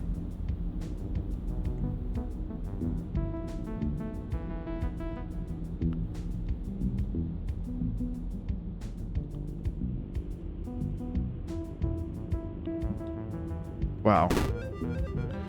He didn't care about that. I wonder how the hits are detected.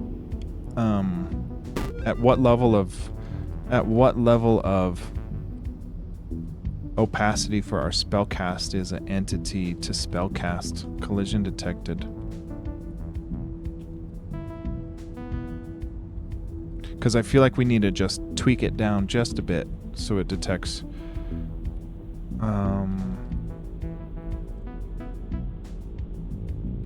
spellcast about collision.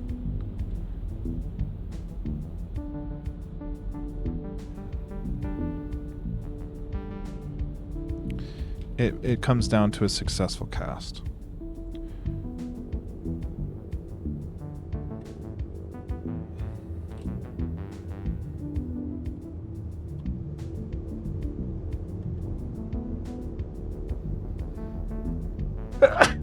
Oh, okay.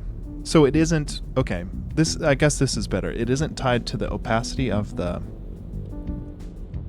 spell, but rather the focus indicator position by the time the collision is being checked. So if the white, yeah, and maybe what we can do, since it's so little pixels, we can do an inclusive check that'll give us 2 extra values that this is valid for. So if the white is in the green zone by the time it's colliding, it'll be that collision. Okay.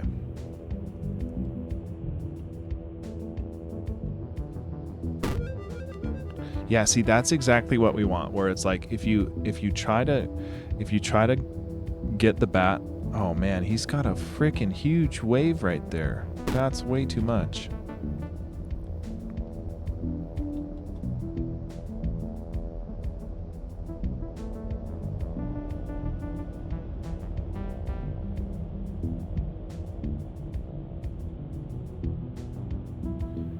Yeah, it's got to be that 4 value. We'll nuke it down to a 3 flat.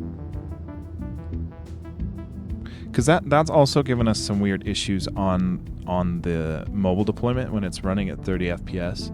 So changing that will make it a little less crazy. I'm not quite scaling it right for delta time. I'll have to mess around with it more. But it's just too much.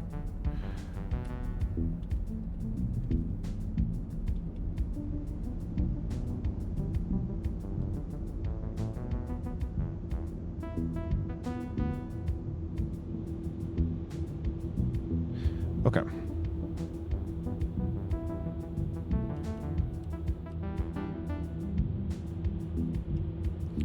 Okay, so the idea is this first room here. Let me see, because loading, for whatever reason, loading wasn't working. So if we die real quick, just want to test if our loading is in fact broke.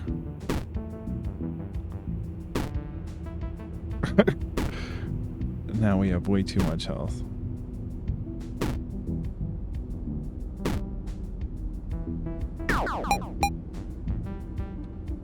Okay, our loading is only broke. I don't know why our loading broke the other time. Oh, I think it was if we died and then we hit quit and then continue, it was all jacked up. Cool. Okay, so the idea is here in this first room, we introduce the player to, oh, hey, there's a treasure chest here, but you can't push the bricks just yet because you don't have the green tunic. And there's also this little crate, but you also can't push that, but you can break it with your spell cast, and you can also cleanse the bat.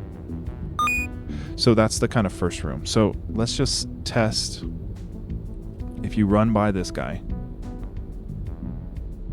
Yeah, you don't even have to fight him. So maybe we make him spawn right away and a little bit closer to the door so that you can't just run by him that fast. We don't add a spawn time here, which I think is a bad idea. But in our bat spawn here, we're setting...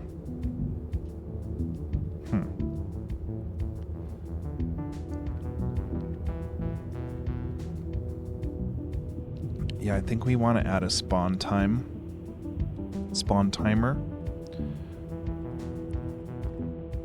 to the parameter here, and we'll say that this gets the spawn timer, and we add that here.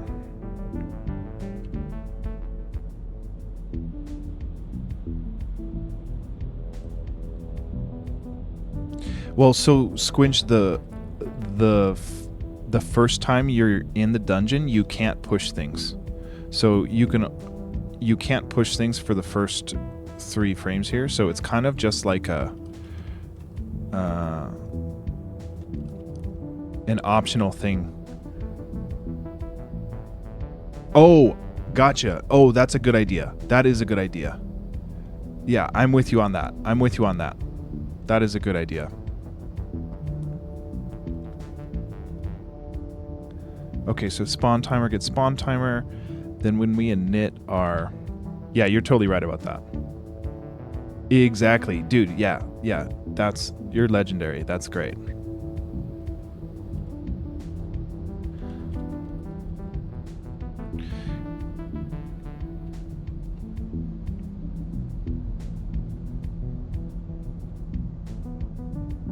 Yeah, and then we might take the health down on the crate a bit so that it breaks down a little faster than it has, because a successful cast, it could look like it's casting, but if your focus indicator isn't in that range, then it doesn't count a successful cast. So we might take down the health a bit too. But we also need to pass in the spawn timer here.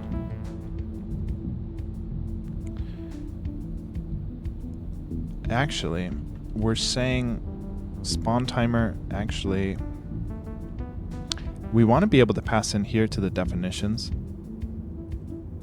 not the init.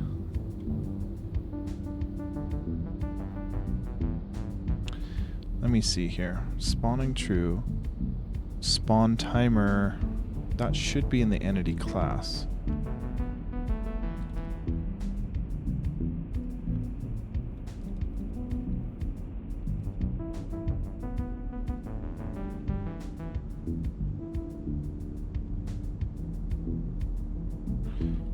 Okay, so we're requesting a spawn timer here or 0.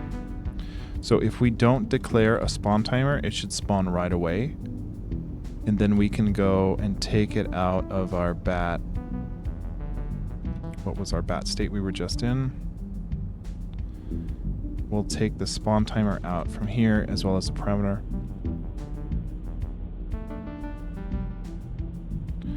Okay, I don't think this should crash.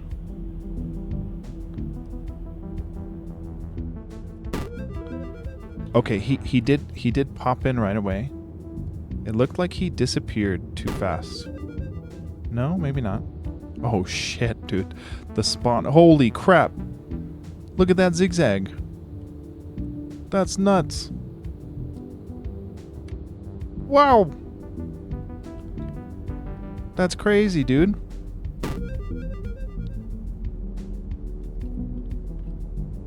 Okay, what the hell was that? What the hell was that?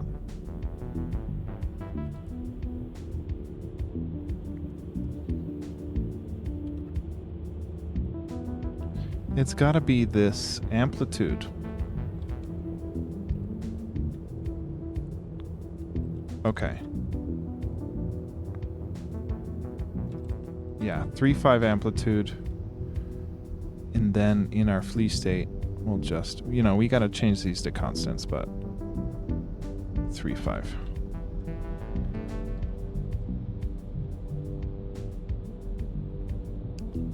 That's a good idea, Squinch, if it's got like a little nick on it.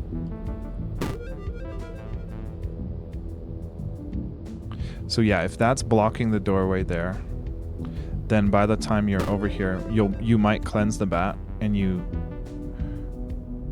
break the crate. Dude, what the heck? Yeah, dude, the wave is just still crazy. Oh my god. The wave is crazy, man. Okay, you know what we're gonna do is print up the frequency and amplitude and just look at what these values are when they're in the pursue state, because these are ridiculous.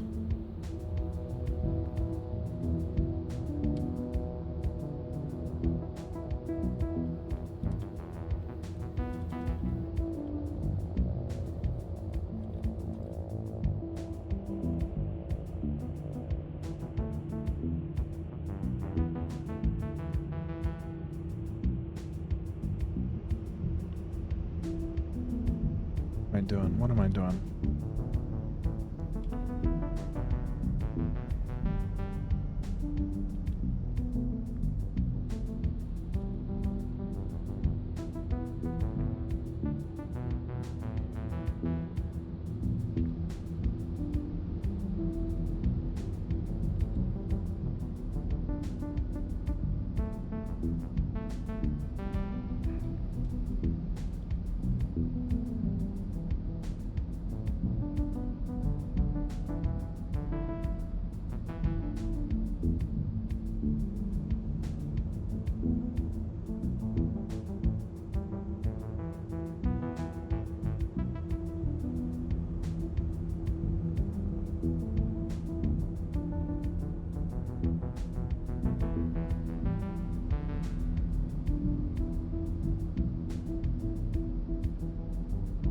Okay.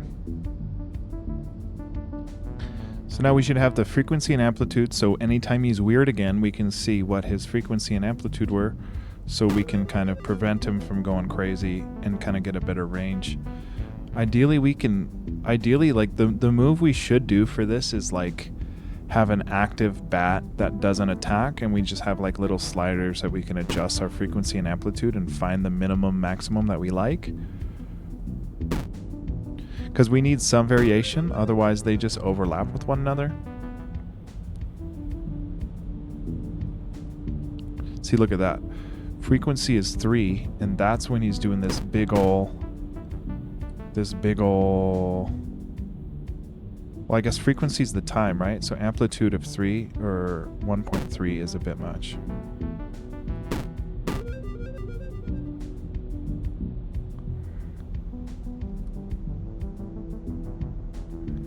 Yeah, I think the amplitude of 1.3 was too much. But yeah, I'm gonna take a quick break. I'll be right back, and I'll read your comments, Squinch. I just gotta take a break real quick.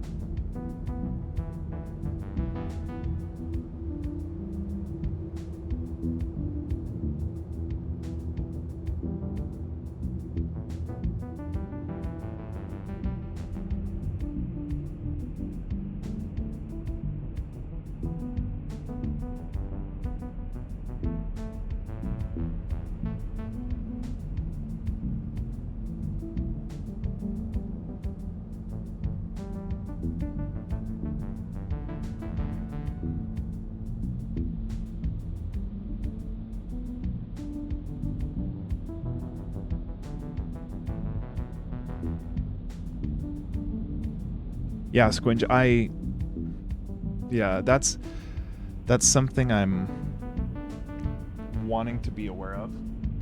I want to be aware of that, and hopefully people can figure it out, right? I don't want people stuck for too long, but also, like, dude, I was stuck on Link's Awakening for like 7 years.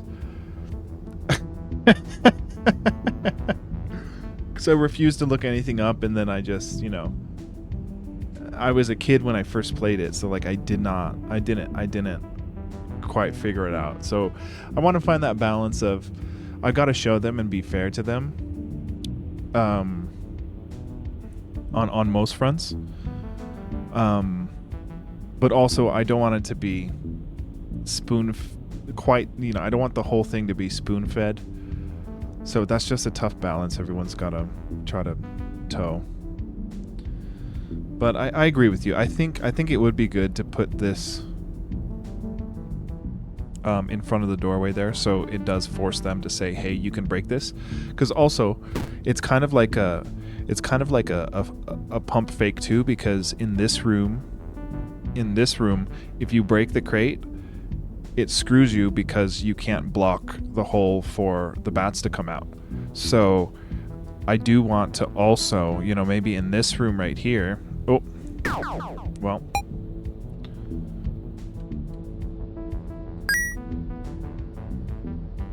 That's cool. I love the meditating. It looks so good.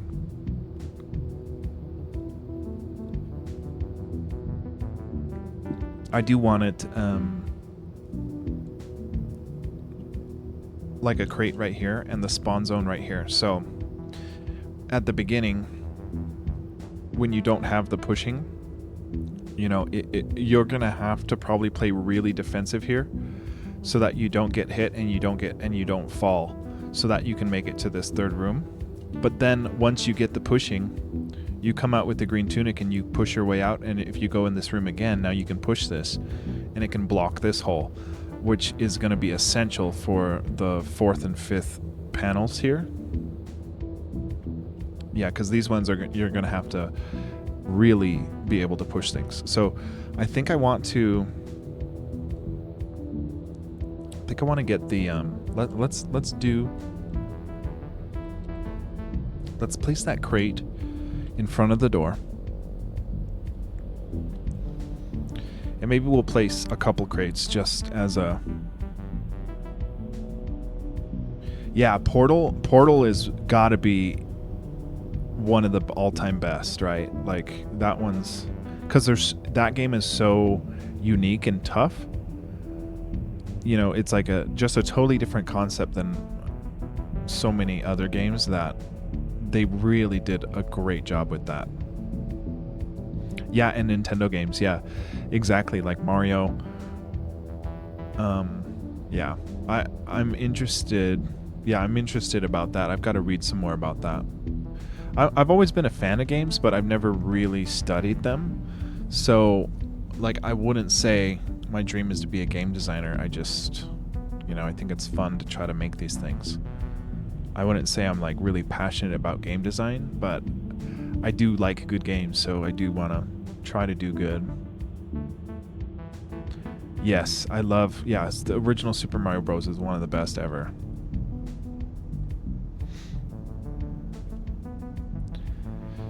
See, and in my game, I don't have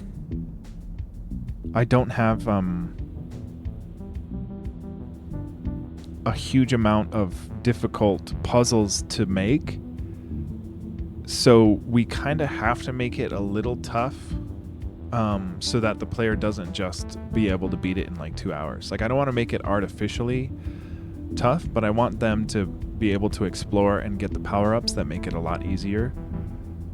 But also, if you're skilled, you don't have to get the power-ups and you can just beast it out.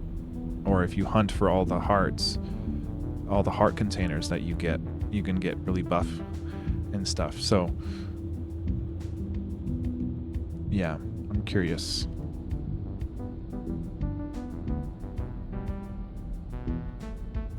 Yeah, I'm curious about that balance that we have to strike. Of like, not being artificially difficult. but difficult enough where they can't just walk in and fly through the whole game. So I don't think that'll be the case. I mean, there's a little bit of RNG to the spawning of your magic, right? Because it kind of spins, and then yeah, I think it's a good thing.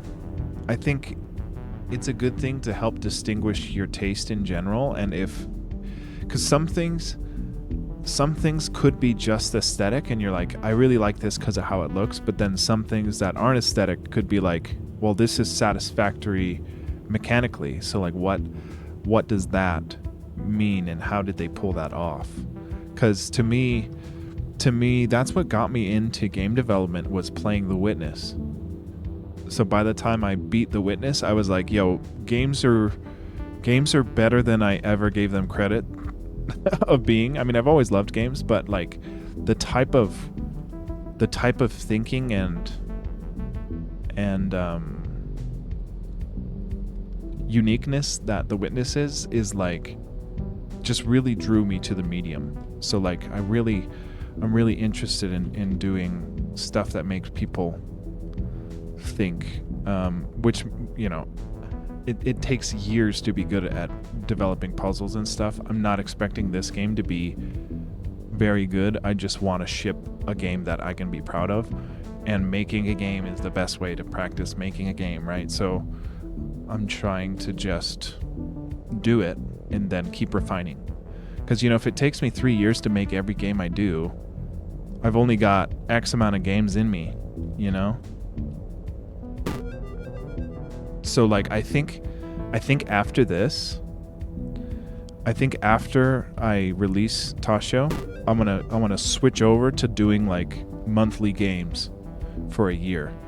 So like we've got a limit of like, I've got to do one game a month, and they're little games, right? Like just so that I can practice making different things and developing them, and then moving on, because I'm getting a very certain type of game experience making this game in particular. And I think in order to grow, I need to be making all kinds of different stuff. So probably after Tashio, I'll do a lot of game jams, and I'll do a lot of unique smaller gaming projects. I'm hoping the Jai programming language will be out by then, because that's what I want to kind of switch over to. Purely based on my love of The Witness and that project. So yeah, I highly recommend The Witness, Squinch. I would say, like, never look up anything about that game if you're gonna play it, because if you can go in unsullied and play the whole thing unsullied, it's a really special experience. So there were certain things in The Witness that got spoiled for me that I wish I would have discovered on my own. So I would just recommend that, like, don't watch people talk about it or play it, but to just play it completely and play it until you're satisfied with it, and then feel free to look up other stuff. But it's just such a unique experience. I love it. Yeah, it really made me reconsider my career path. Like, I changed career paths because of that game. You know, I don't know. Probably. You know, I like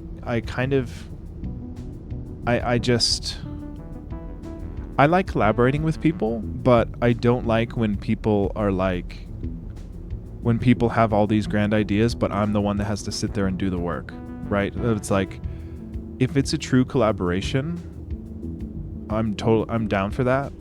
But if it's like someone wants to direct my game and I just have to make it happen, I don't want to really do that. Like, I'll listen to ideas and stuff, but I guess I just don't work with month on, month off. That's pretty good. Yeah. Burnout. Yeah. I'm kind of, I don't know, I got mixed feelings about burnout, because I definitely feel exhausted most of the time, and streaming contributes to that, but also on the grand scheme of things, if I'm not streaming, I get more depressed. So I think it's a necessary kind of, like, I'd rather be tired but have a body of work I'm proud of than feel trapped in, it's different because I don't have a programming job. So if I'm not making programming progress, I'll get really, really sad. So just one of those things. And then I just got rejected for a job interview I applied for that I thought had a good chance of getting. So that's kind of a bummer. So I just need more programming time, right? So hate to work with someone who took over. Yeah. And I've been watching Mythic Quest lately it's that Apple TV show about the game development. And I feel so much of the pain that they're like, they've got executive directors who boss people around, but they're not the creatives, right? The creatives are there doing the overtime, doing the programming, and they have to like bend over to the will of the executives. And then the creative directors, just they come up with the idea, and then the programmers do all the work, and then the director gets all the credit, right? So I think that stuff is suck. That stuff sucks. Yeah, thanks, man. Yeah, it's a bummer. It's a bummer. It's a job I've been waiting for a while. And I thought I did really good in the interview, so it kind of hurt. And I turned down an internship because I thought I was going to be getting this one. The internship wasn't quite a great fit, but it would have been programming experience to put on the resume. But I was really hoping this one was going to pan out. Yeah, my gut told me, don't go with the other one, go with this one, and I blew it. I still think the amplitude is too much. We need to see what. Did we limit the amplitude to what's the high end? 1.3. That's just too much amplitude, man.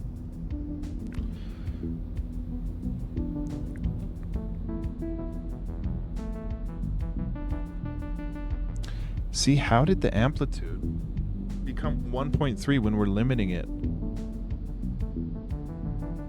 What the heck? Yeah, we're limiting it to 0.3.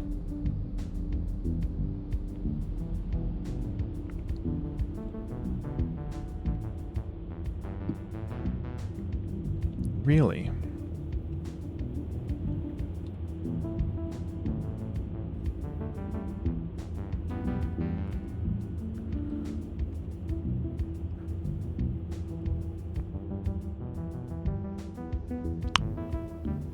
Okay, it's only upon a respawn, so let's get him respawned.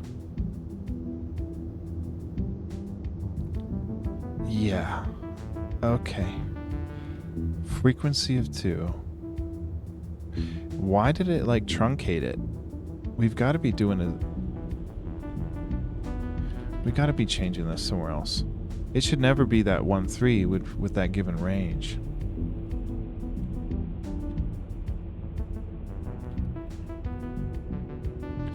Yeah, I think collaboration would work better in a game jam environment where it's like, well, we've only got 2 weeks to work with one another anyway.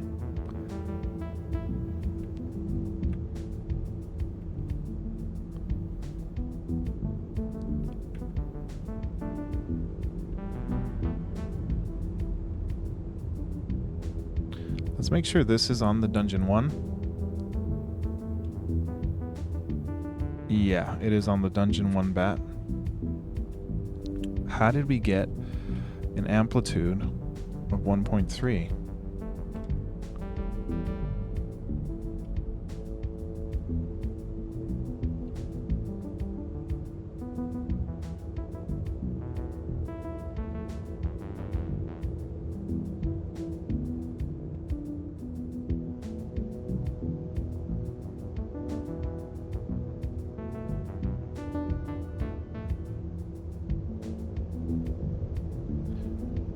Yeah.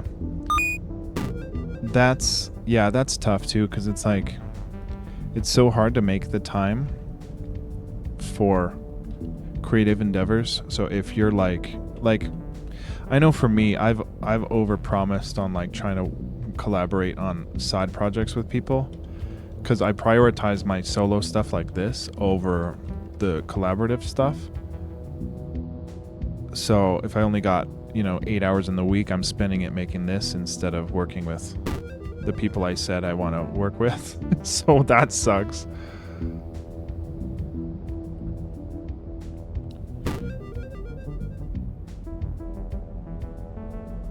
Okay, we're always at a 0.3.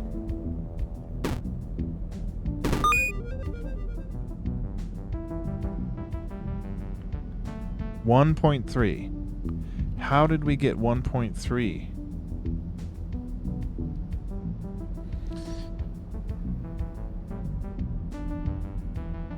We must be misunderstanding Math Random or something, because that 1.3 should not be possible here.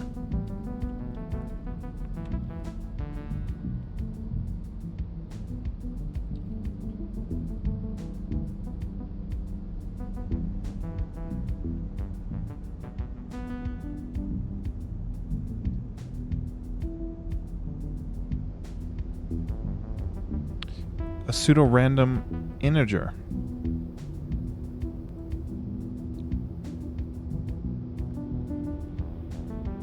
So it doesn't take floats. But why would it make a 1.3 if random returns an integer? Why would it be 1.3?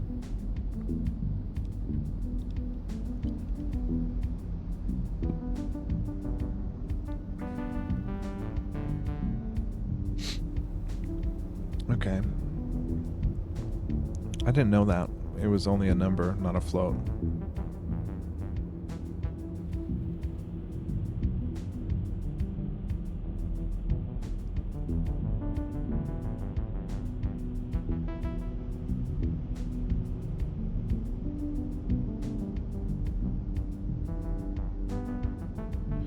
Okay. I guess we just, do we just not? Frequency is okay to be a number, because the 3 frequency isn't bad. But I guess we'll just give it a hard-coded amplitude of maybe 0.4, and let's just see how that looks. We'll try it, Squinch. We'll try it.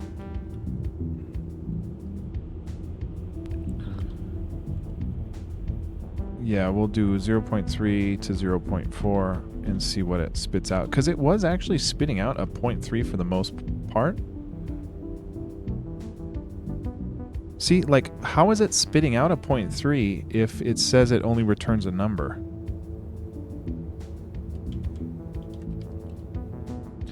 And it would do, it like mostly does. Oh, and you know what? This is not where we're calling it. It's actually in the declaration here. Yeah, right here. Okay, so this, let's see this. So we'll say 0.3 and 0.4 and see if it spits out a number instead of a float. See, that's weird. It does spit out a float here.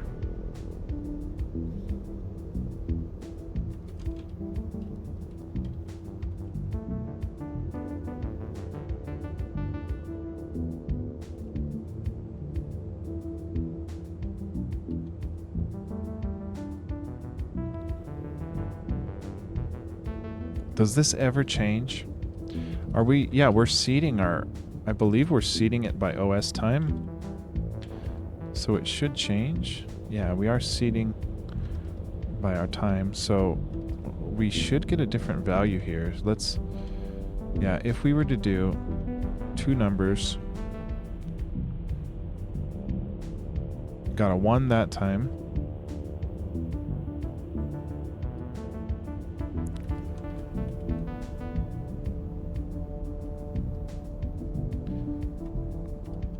All right, 3 ones in a row. Really? We're seeding by...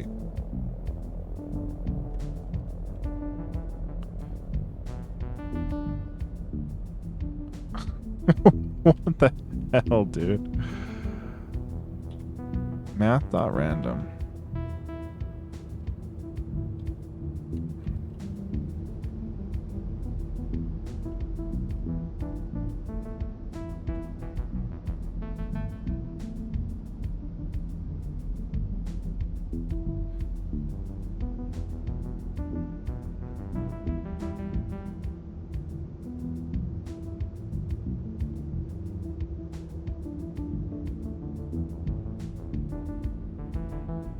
Okay, there we get a 2.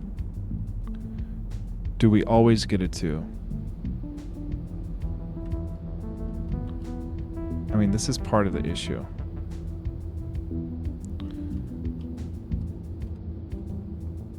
It looks like... Yeah, it looks like our random seed isn't changing, because it's like we always get the same result.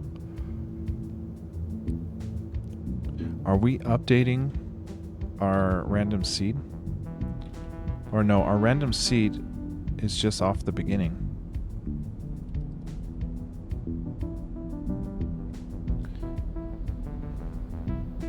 Yeah, our love.load has a random seed.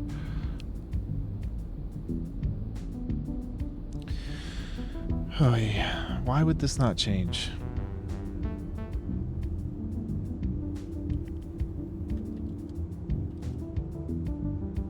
Because if we take out that random seed, then we always get 1. Always get 1.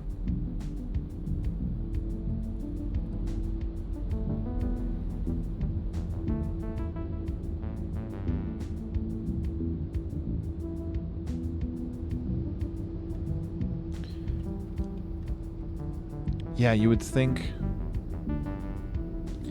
I don't know, we must be doing the random seed wrong.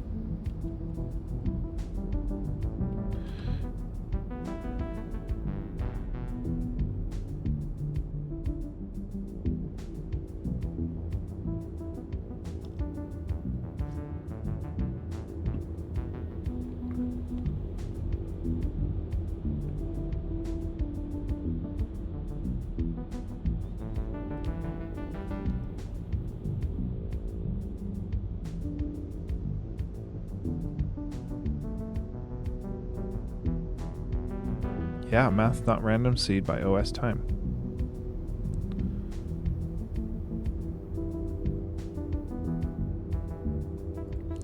Am I doing love.math.random or math.random? Just math.random.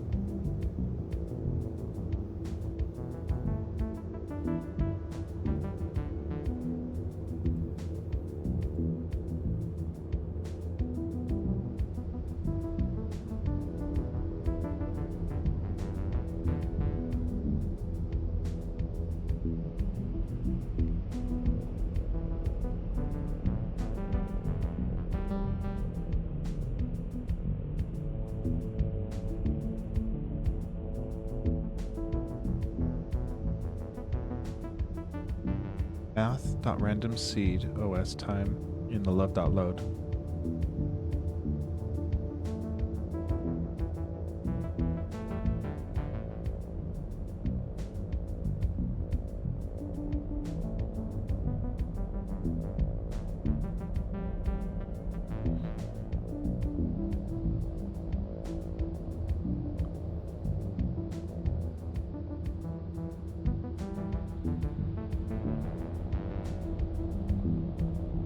Just use math.random? We are using math.random.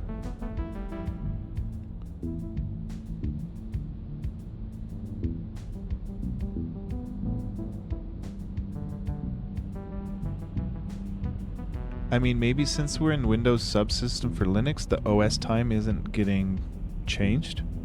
That's the only thing I could think of. Let's print up our OS time and maybe see if that's what may be breaking it.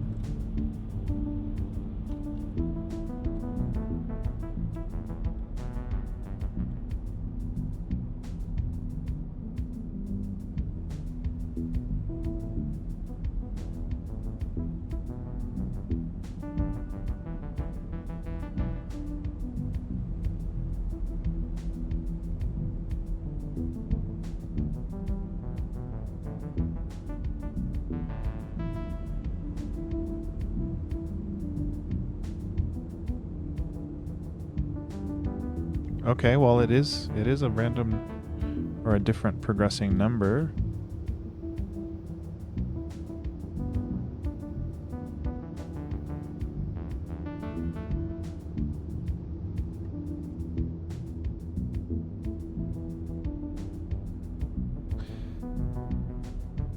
Might have to do math.random divide by a number afterwards. I don't get it. The random seed we're pulling here is changing. The OS time is a changing number. So maybe we just need to set our random seed. No, it should be. It's called inner love.load, so it should work.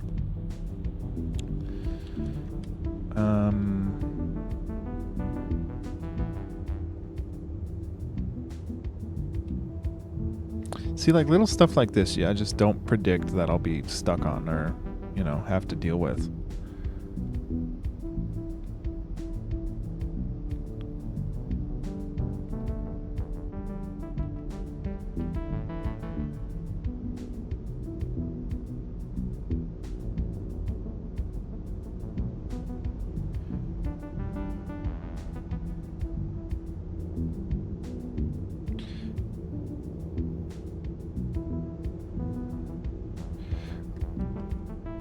Yeah, but so what's weird about that, Squinge, is like if I put in a 0.1 into the math.random, then it returns 1.1.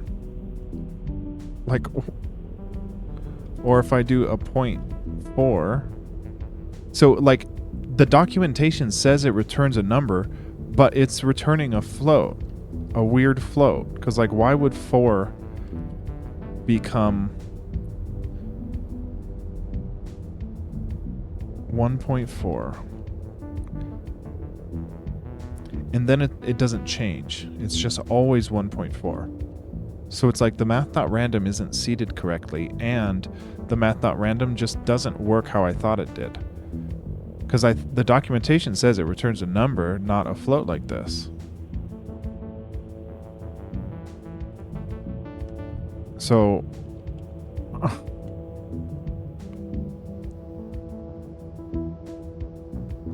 yeah, I don't know.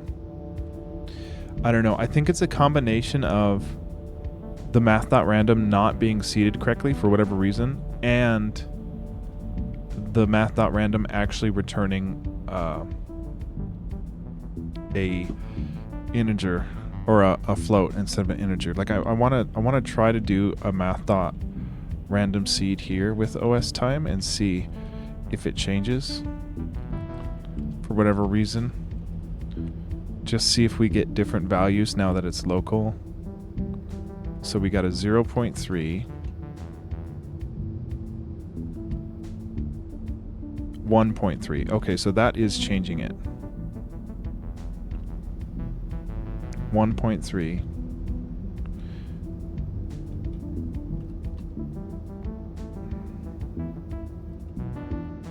.3. So it's like oscillating between the float that we give it and then the float with an integer added to it. Yeah, it's either 0.3 or 1.3. So it's like if we give this like a 10, will it be always a 0.3 and a random integer? Well, that was a 0. And then the OS time just doesn't change. 9.3. Okay, so what the hell? It returns a random number and then also tacks on the random decimal that you gave it. And our random seed for some reason just isn't working in the love.load. For whatever reason, we have to do it local here in order for it to change. I don't know. This is very weird.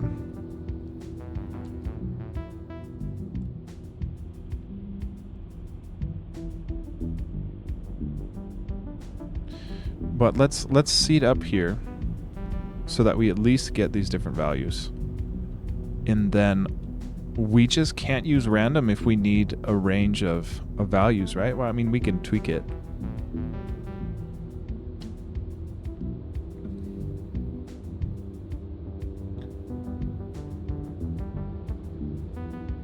So what happens if we give it a value of like a 0.3 to a 0.5 or 0.3 to 0.9? What does it do then? 0.3.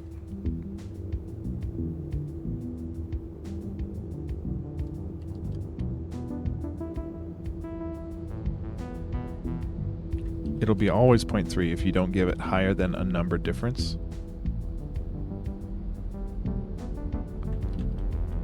This is weird. Okay, so we just can't use this if it's not a number. Or if the values we need to generate are random in the sense that we need a smaller than a whole number difference. That is so weird. So the frequency is fine. We can use math.random for that.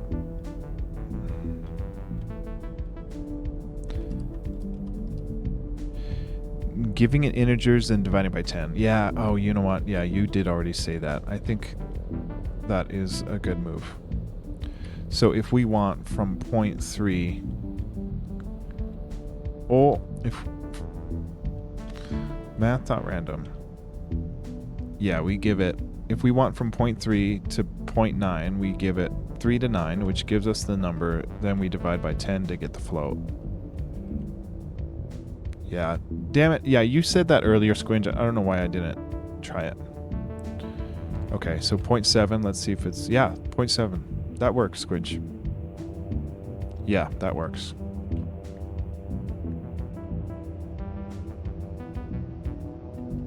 Yeah, okay. So if we need a decimal, we just really have to divide by 10 like that. Okay, so let's find the upper bound of how crazy we want the amplitude to be. And same with the frequency. So for an amplitude of 4 is crazy. Like super crazy. Yeah, he went so far off, he just unspawned. So 1.5, 1.4, let's see. I think that's, yeah, I think 1.3 is way too much. Yeah. Way too much. Okay, so let's see what 0.9 looks like. I don't know why it works like that either. It's so weird. Yeah, 0.9 is way too much. Okay, so I think maybe 0.5 is maybe our upper end.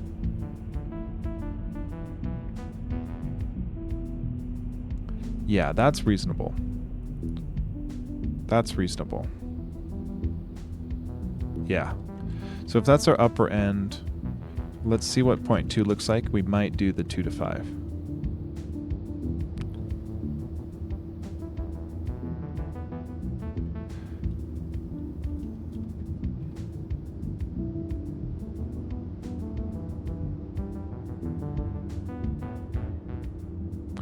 I'm down with 1 to 5 here.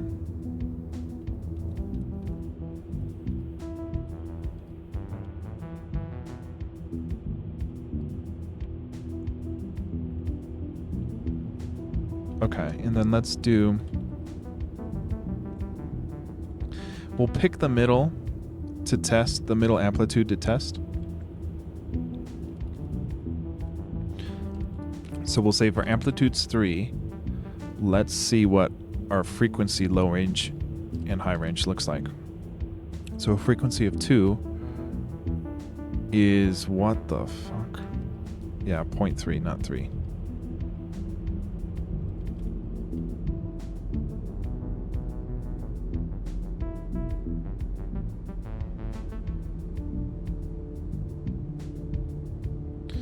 Yeah, I think a low range of 1 maybe. Would that be 1 oscillation a second? No, that's really slow. I don't know, I kind of like it. I kind of like him taking his time like that. And then if we do a 4, is that way too fast?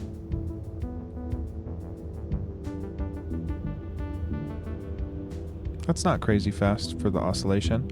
The more ranges we have for that, the less likely they are to sync up. But also, they're going to be using the same seed on this init here. So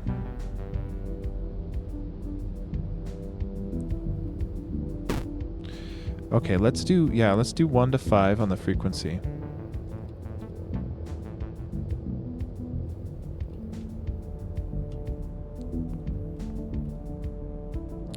We deleted our old one.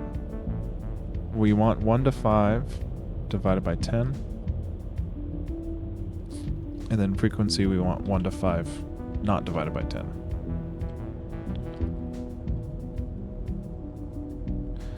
Okay.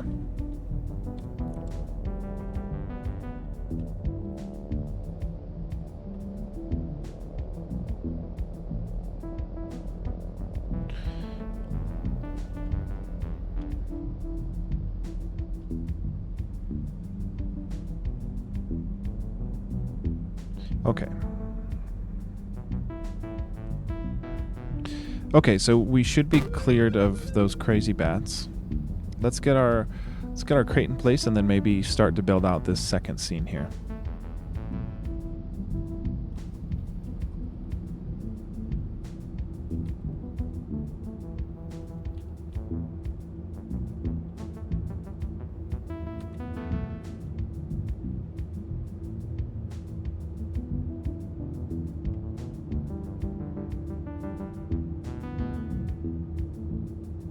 Okay, so we did the squinge idea of putting the brick there to have to force them to break it to walk through. Did he get all... Hold on. Did he get all screwy? We didn't replace the crate. Oh, and that's the other issue. Because then if we come back out this hole, so we can push the crate in there, which gets us stuck.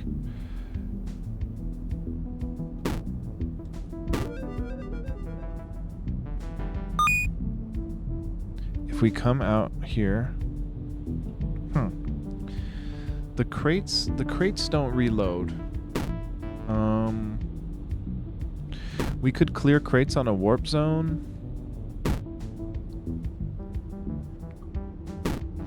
I don't know.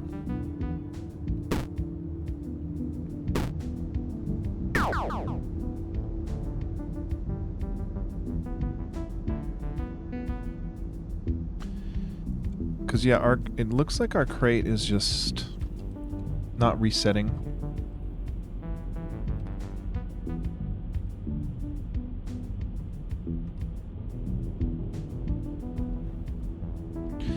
Because we remove crate instead of...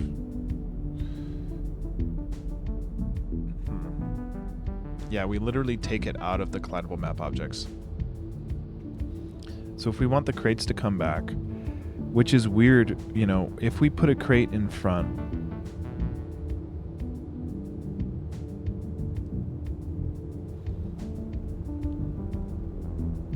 yeah, you know what, we do need,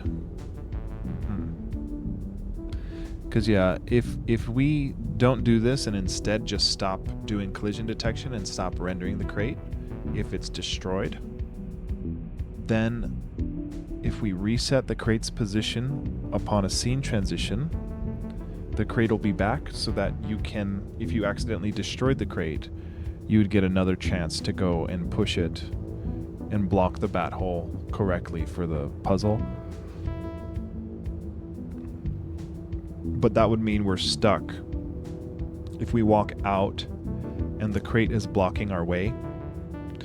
We could have the crate one.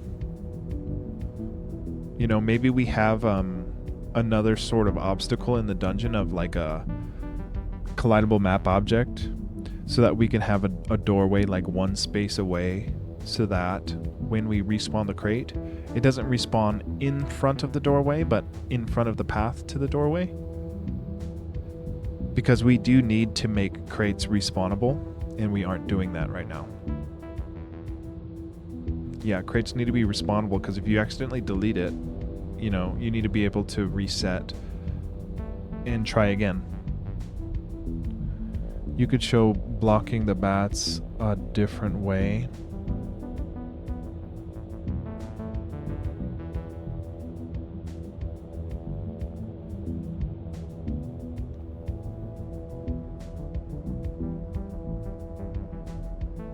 I'm not super happy with how the blocking bats looks like right now, but I don't know of a different way to do it. Yeah, I'm not sure. Because yeah, I agree. It's not super apparent that blocking it will stop them, but that's why on this second frame we put a brick like right next to the bat spawn hole. Player could enter a room, break it, move it, and there's a bat hole behind it. That's true. Yeah, that's true. Yeah, we can definitely do that. Oh, maybe that's the move. Maybe that's the move for this first one, or... No, I like that idea, yeah. I like that. Yeah, I like that. So maybe there's 2 bat holes in this first scene, and one will come at you, giving them a chance to defend, but the other is just if they're greedy, or, you know, if they want the other crate and maybe there's a coin in there, they go to break the crate and then it unblocks the bat hole and then they unleash it. And then that is a very more apparent way that, oh, why did the bat come at me only after I got the coin? And then the next time they're in that scene, they realize, like, oh, the crate is in front of the hole there, so if I destroy the crate, it comes flying out, sort of deal. I do think that's good. So instead of breaking the crate here, instead of removing the crate from the collidable map objects table, we just need to cease doing collision detection and cease rendering a crate if it's broken crate, you know, because we've got this. Where is this? This is in the map. Yeah, so if it's a pushable, we're gonna update it. So, and if it's not fallen, and if it's not broken crate.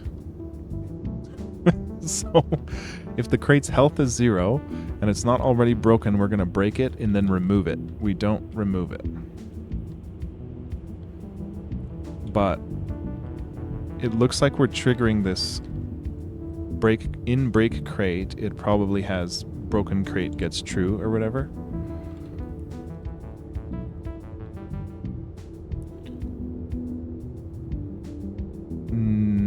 Yeah, broken crate gets true if we run the break crate. So by the time we break it, it is broken crate. And then when we're rendering it, if it's type crate, we don't want to update it. Where are we doing the update? Here. Yeah, we don't want to do this. We want to say else. We don't want to do this. Collidable map objects, I want to say the only ones we have right now are things like a wall, which doesn't need to update, and we have a crate, which does need to update if it's not broken. So maybe we do just explicitly here if the class type of this object is a crate, then we only update it if the crate is not broken.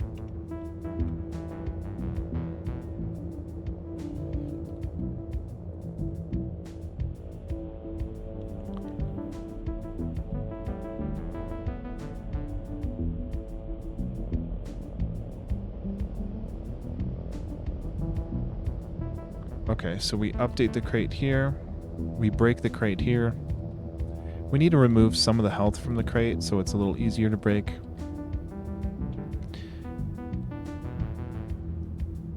Let's see, we also need to not render a crate if it's broken. And then when we reset original position, we need to become unbroken, and maybe that'll work. Let's see.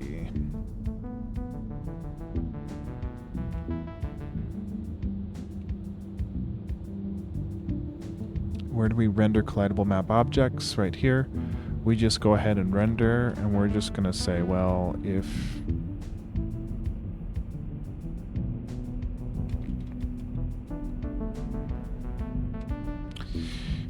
what sucks is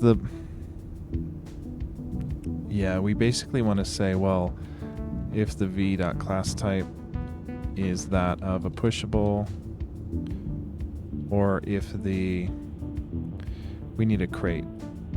We have a crate type, yeah?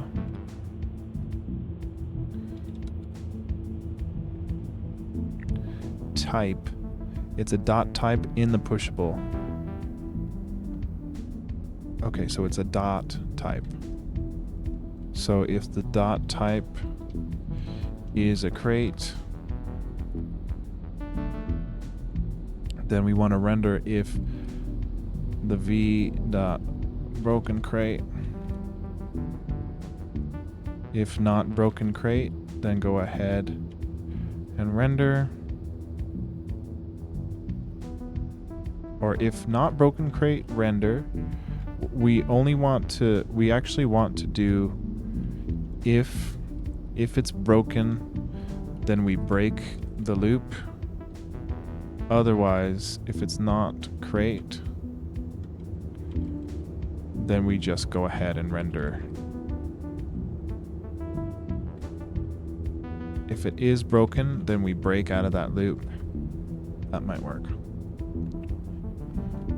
Where's our crate, dude? Where's our crate? It's there, not rendering. If it's broken, otherwise, if it's a crate, we kind of need this. Yeah, we need to render this also. We want to render it if it is a type crate, but it's not broken. Okay, so there's our crate. We can break it. Oh my god, we didn't trigger. God damn it. Oh no.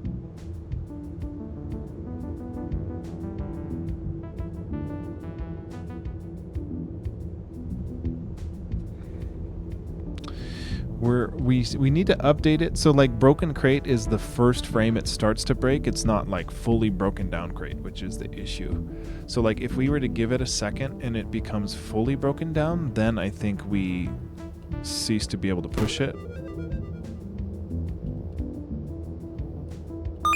No, it's still there. So we're still updating it.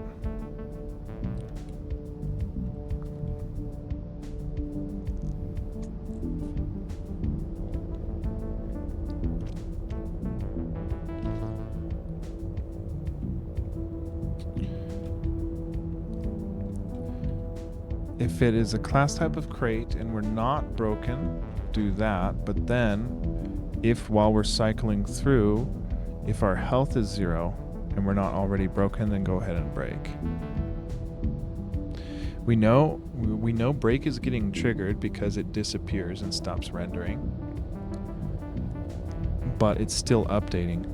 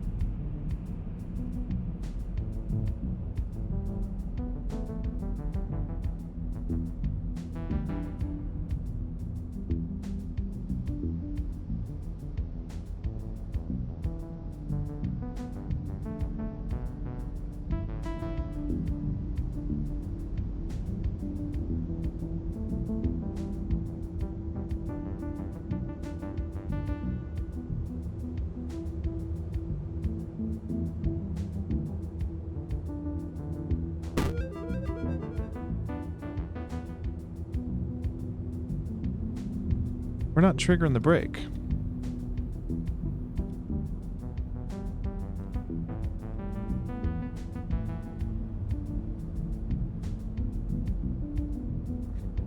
Shit. What? Okay, right here.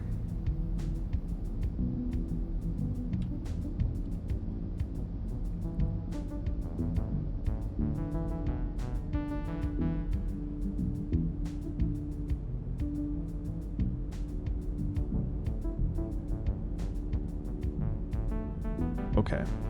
Not broken. And then it just disappears. What the fuck?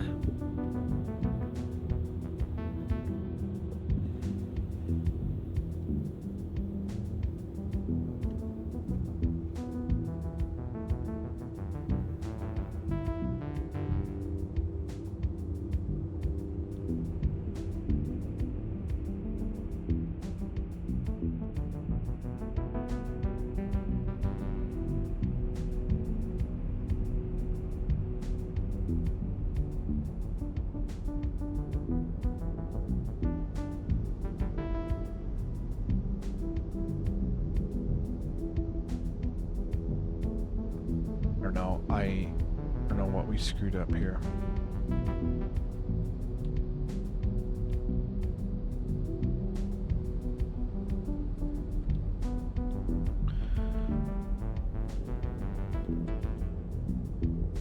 I think it was in the map.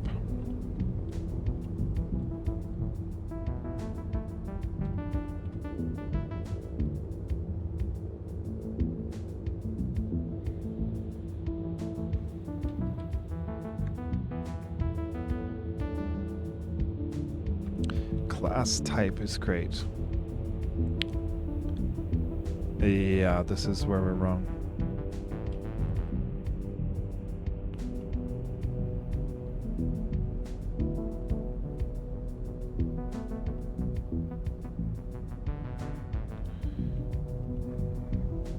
Okay, so a crate is a pushable, but it's a type of crate. So if first we're gonna check if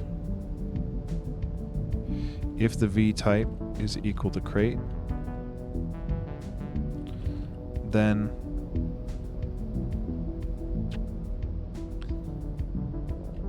we need to also check if it's a crate and it's not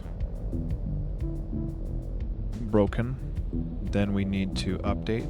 But see, broken triggers the instant we need like a finished breaking to really stop updating it, but also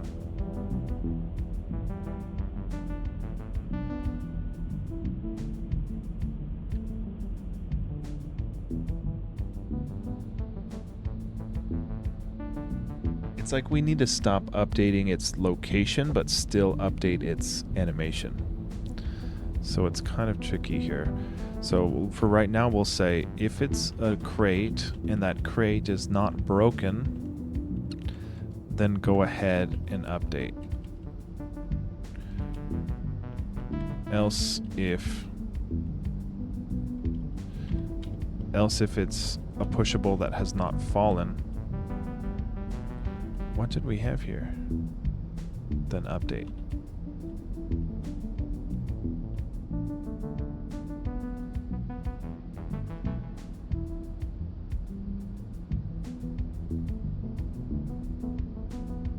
Okay, so we are still rendering a broken crate, and we're still updating it because we just pushed it.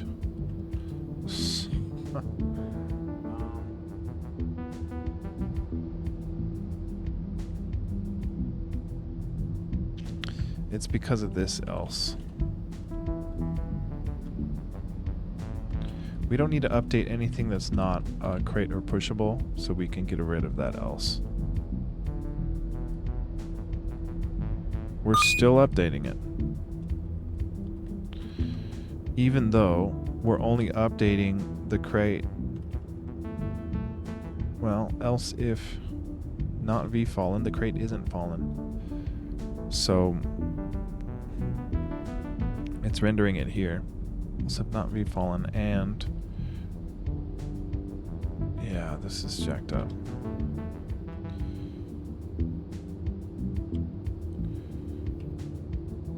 Else if our V type here is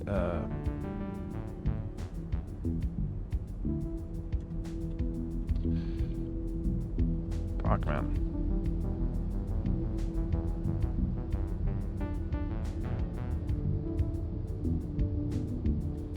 Yeah, I guess when our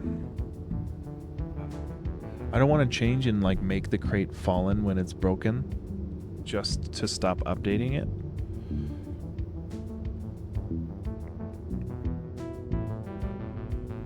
But we need to update a pushable if it is a crate and it's not broken. Then we need a break. Then we can render anything that is not fallen. I think that'll work. We're just looking for stopping updating it once it's broken. What? It's just unbreakable now.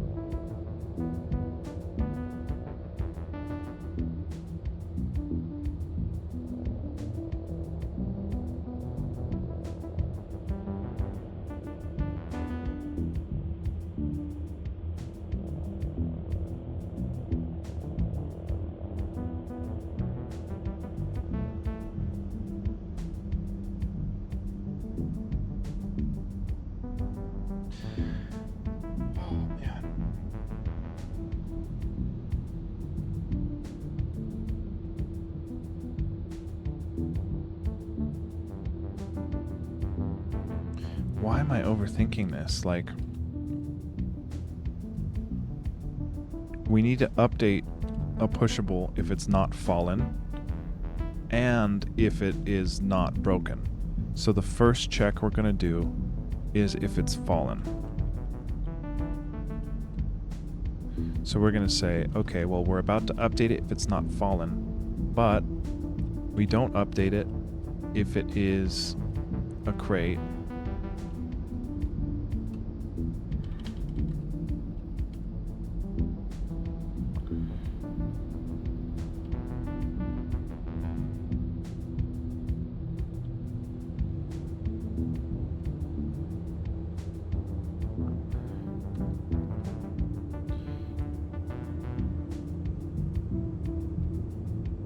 Okay, so we're trying to render any pushable as long as it's not fallen and if it's not a broken crate.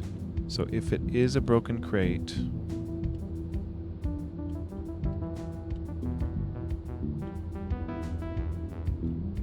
we don't want to do anything. If it is a broken crate, actually, yeah, if it's a crate and it is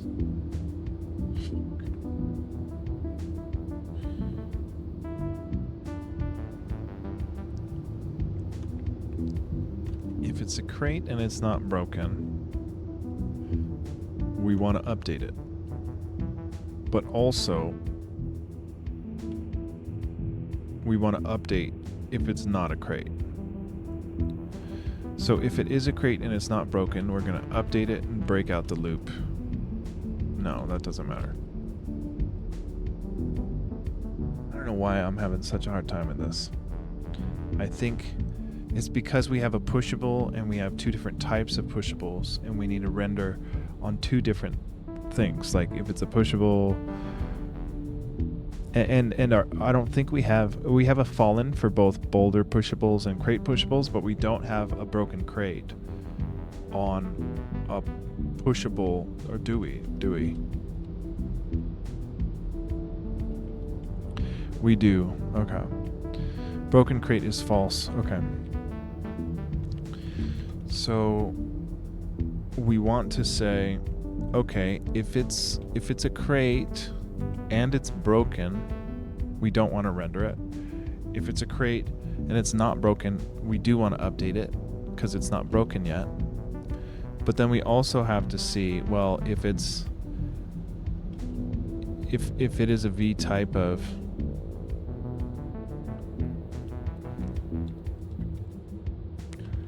this is ridiculous. I don't like this at all.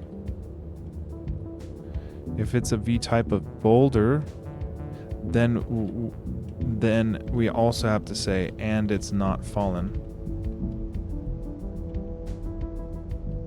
Then we want to update it.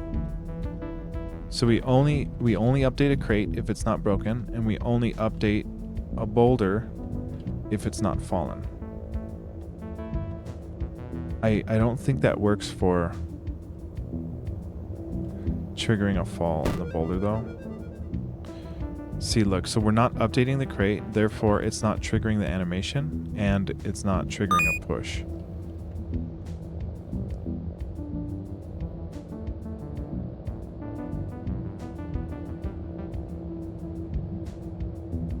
It'll be easier to just reinstantiate the whole thing, honestly. This is just silly.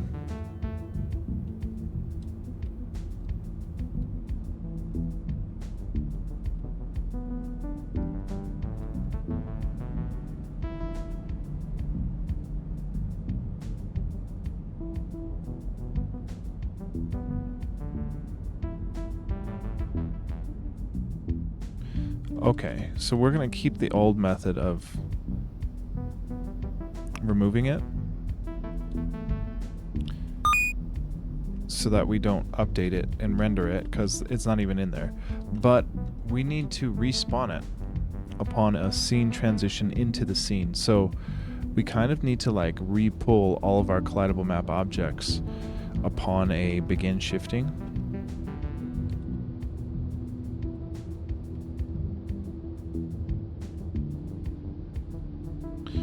We do flush our objects and we pull in. Okay, so we basically need to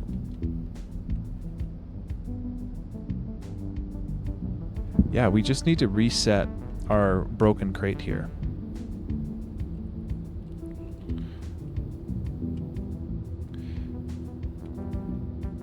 I think it's a V type equal to crate. If it's a V type equal to crate, then we're going to say we're going to take our broken crate and become false.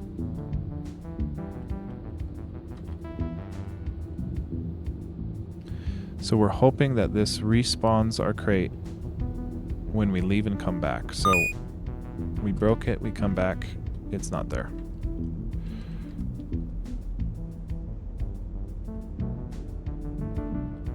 It's not a class type. Because if we look at our pushable, we have both a class type and a type. And we're looking for... yeah, class type is pushable. But then dot type is whatever. The dot type is being checked to a crate. So what else needs to be flushed? What happens when we do a broken crate? Change animation to crate is what we need to do. But was it deleted there too? Because look, a crate's here. If we push it, come back, it's there.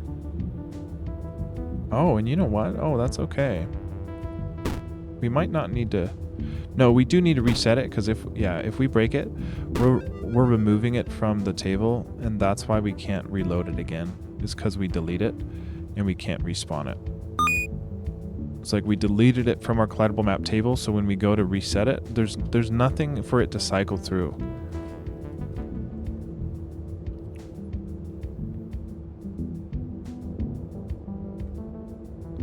Yeah, so we need to not remove it.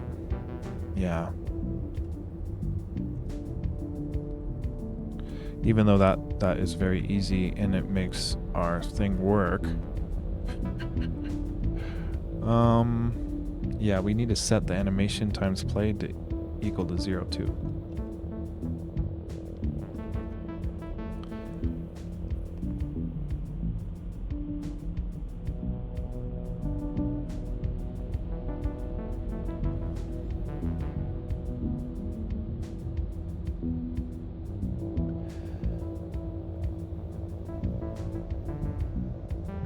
Yeah, we need to not remove it here, but we do see we do need like another field that is asking if its times played equals 1. Because at the moment, as it gets broken, it's still an object that has collision detection, and actually, I think we can walk over it as it's breaking at the current moment.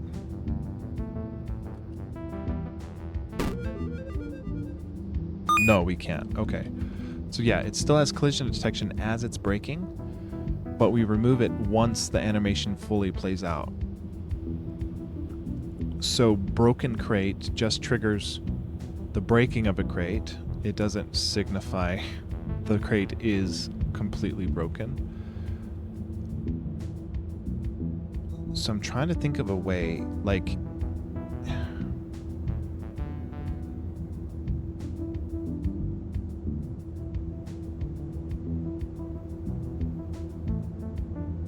the render gets muddy if we try to render it, because we have collidable map objects that are a treasure chest or a pushable or a different type of pushable, and the different types of pushables have different flags we need to check. There's got to be a better way to do it.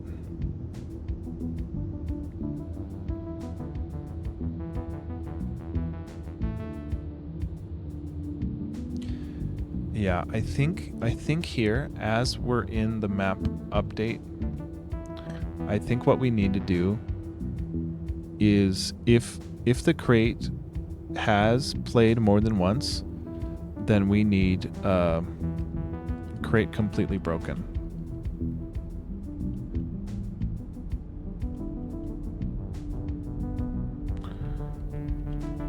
Gets true. We don't remove it, but it becomes completely broken.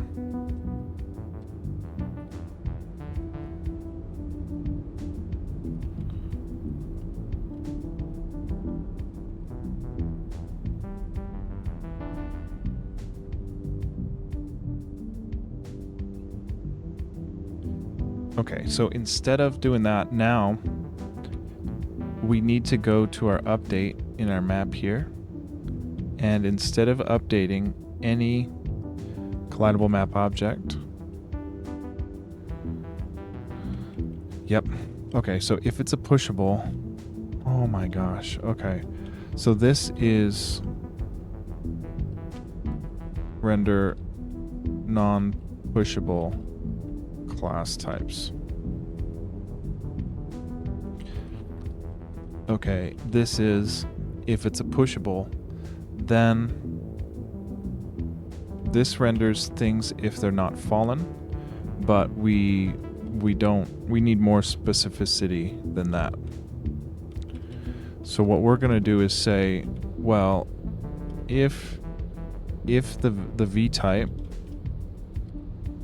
is equal to a boulder pushable, then also if it's not fallen, we're going to update it.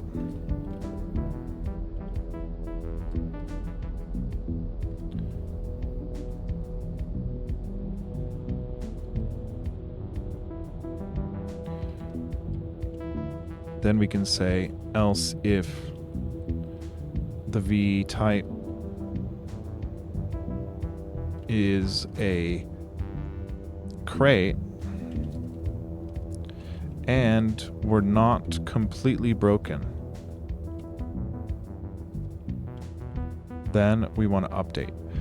because we need to trigger it to break, but we need to update it through the breaking animation so we still see those play out. So if we're a crate and we're not completely broken, go ahead and update us until we are completely broken. And then also render the non-pushable class types too. So let's see if that works. This probably will render wrong, but I'm hoping it doesn't update. See, so now it's just there, and we're detecting collision on it, but it's not updating. We're not able to push it. So the render, it actually is technically still rendering it. It's just rendering a last frame which is empty. So I think it's still rendering it actually, but we need to basically not do collision detection if it's a crate and it's completely broken. We need to not do collision detection for it.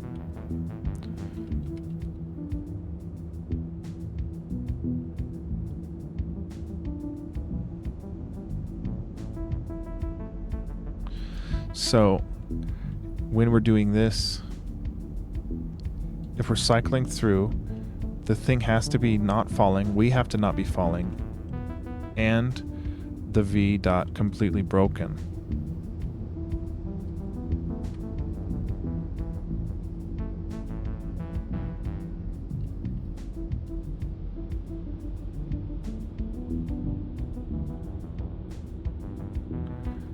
Not completely broken. Then we want to do the collision.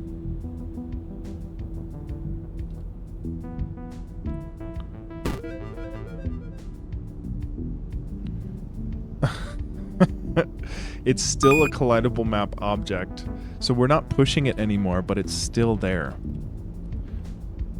Fuck, man.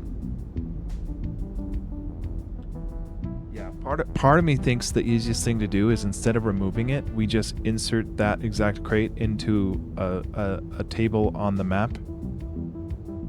Well, see, it's hard because we kind of clear the map once we leave it. So if we need to regenerate it, we need a way to regenerate it. So it's like we need to remove it not from our collidable map table, but we need to remove it from our crate table that we make. But then all the collisions jacked up because it's in a different table.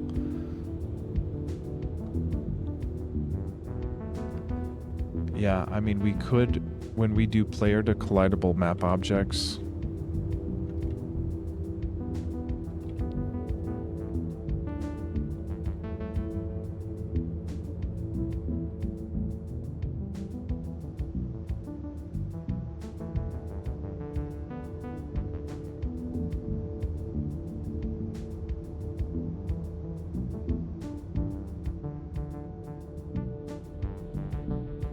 I don't think it would reset the coin actually, because the coin's a separate thing that we're inserting. I don't remember if we took, there was a time where we put the coin inside the crate as a parameter.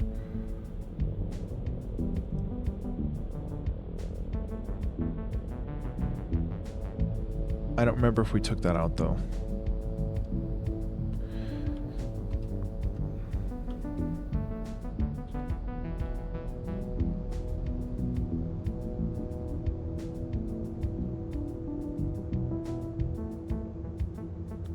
This is terrible. Like, I know this is awful programming.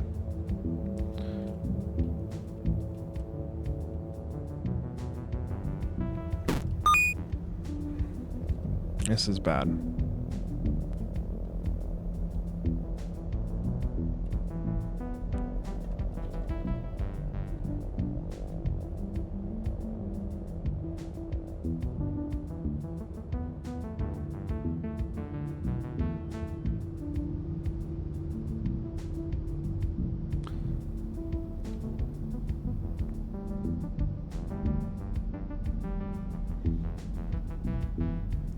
This is so bad. Oh, man.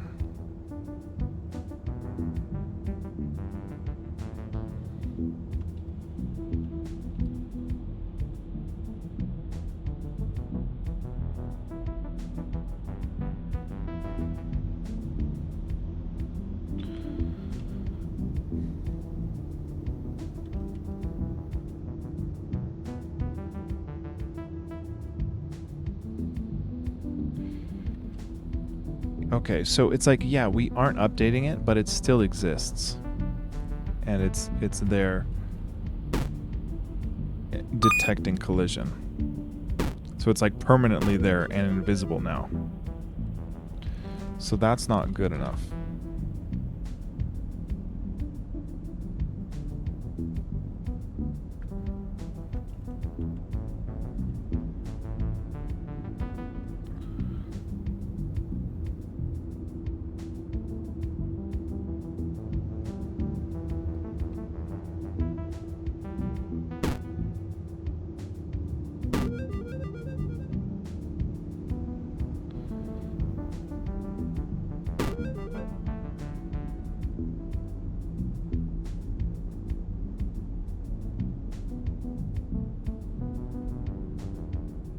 Okay. Yeah.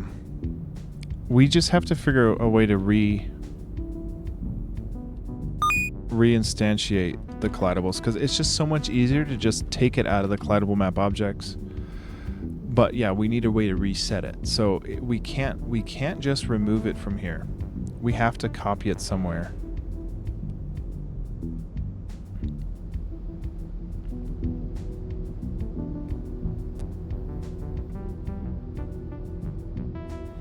Let's see if we do put the coin inside of it real quick.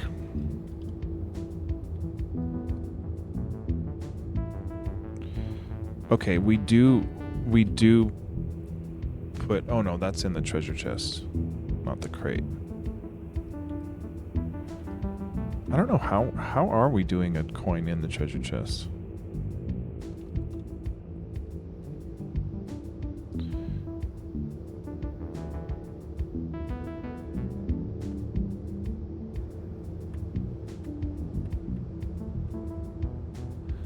We insert a coin into a break crate. So right now, as we break a crate, we insert a coin into it.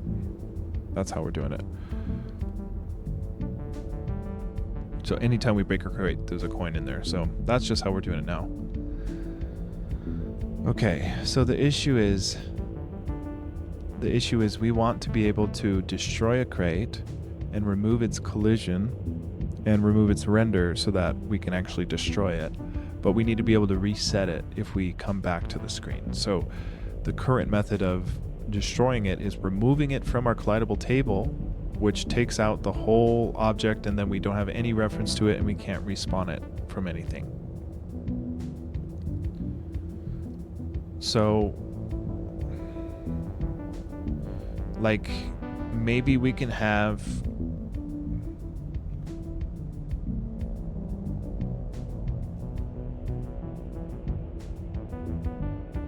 We do need a reset position. We do need a reset position for a pushable. And we essentially just need to trigger something that says, ignore this crate. Once it's completely broken, ignore it. But it's not so easy, because if we say ignore it, if we say ignore this crate, well, we're checking these collidable map objects in a bunch of spaces. We're checking it in the walk state. We're checking it in the map update. So if we have to then say, as long as it's not an ignored object, go ahead and do something about it, we have to add that in multiple spaces. And I couldn't figure out where all of the player to map collidable objects were. I don't think I have the juice to continue tonight, but once we figure this out, we'll be able to keep going with the level development. I thought, of course, I thought we were going to get a lot more done today, but at least we got our chasms edges rendering and working with collision detection. That's about all we got, though. Yeah, we'll check our get diff and see what we've got. But yeah, we need a way. We need a way to reset the original crates.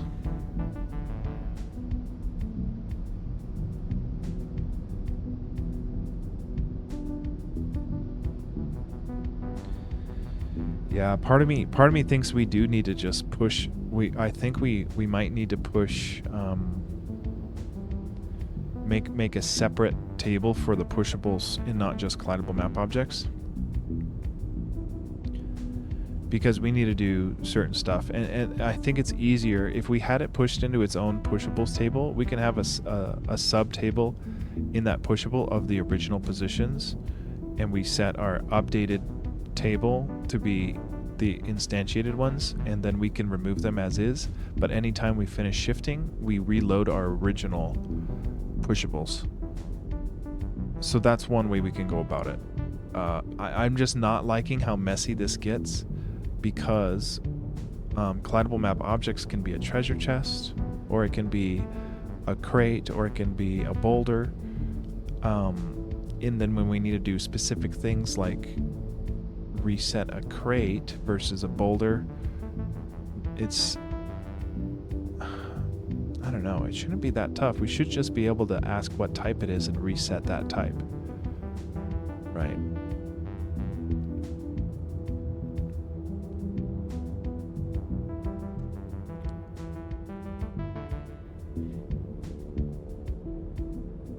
Yeah, I'll have to track down every time we're doing some logic against a collidable map object and see if I can add, if not completely broken crate or whatever, if the type is a crate.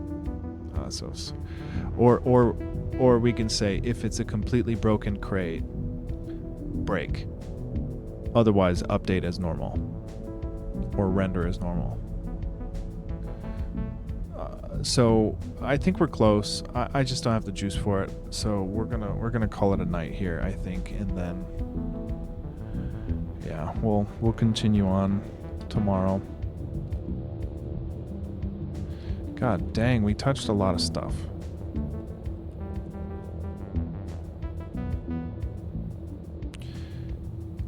We need to turn on our ground level tiled, or our above ground level.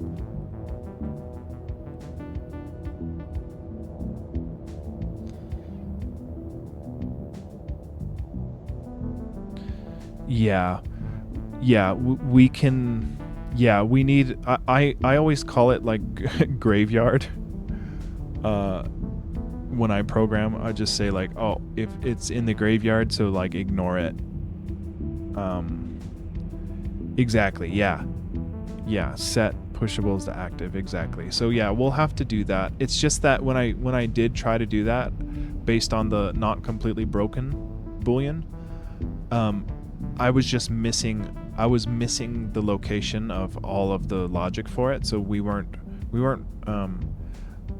updating collision for pushables for it, but we were still updating overall collision on a collidable map object, so we were missing it somewhere and I couldn't find it. So I think you've got the right idea. I just have to make sure we're not doing that check in like 5 different places, because I think I modified it in the map and in the play state or the walk state for our player, and that wasn't enough to get the collision detection rid of. So yeah, I blame it on late night coding brain. I think it'll be totally doable. So we took entity renders out of the map and just have it in the scene. We're rendering our entity after our collidable map objects so that our bats render over our crates.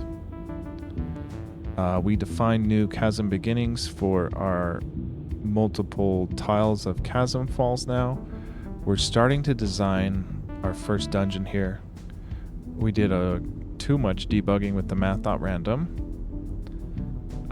Yeah, we added this crate completely broken. I think we'll go with that is active that you're saying, Squinge.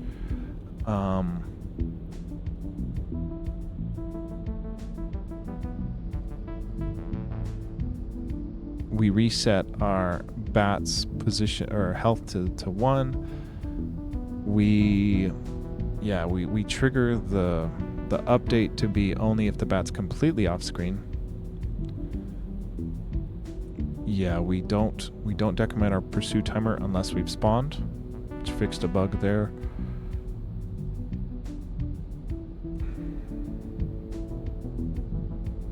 Yeah, okay. I mean, yeah, we touched a lot of weird files, but yeah, we fixed a lot of little bugs, but yeah, it's still jacked. So yeah, we'll do what you're saying tomorrow, Squinch, I think. It shouldn't be hard. I just couldn't figure it out tonight, and I got overwhelmed, and then I undid everything. So we're just going to call it that we are, I don't know, what did we do? We added chasm tile range.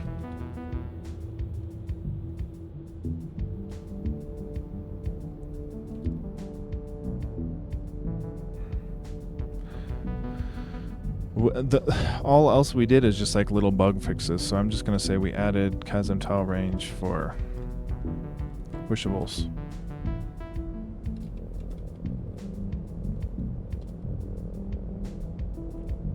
Okay, so yeah, we'll call it a night. We'll run credits here. I just ran out of steam at the end here. We've been doing some longer streams than normal. I can only go so long, but we'll run the credits here and call it a night. Thanks for watching. We'll find someone to raid here.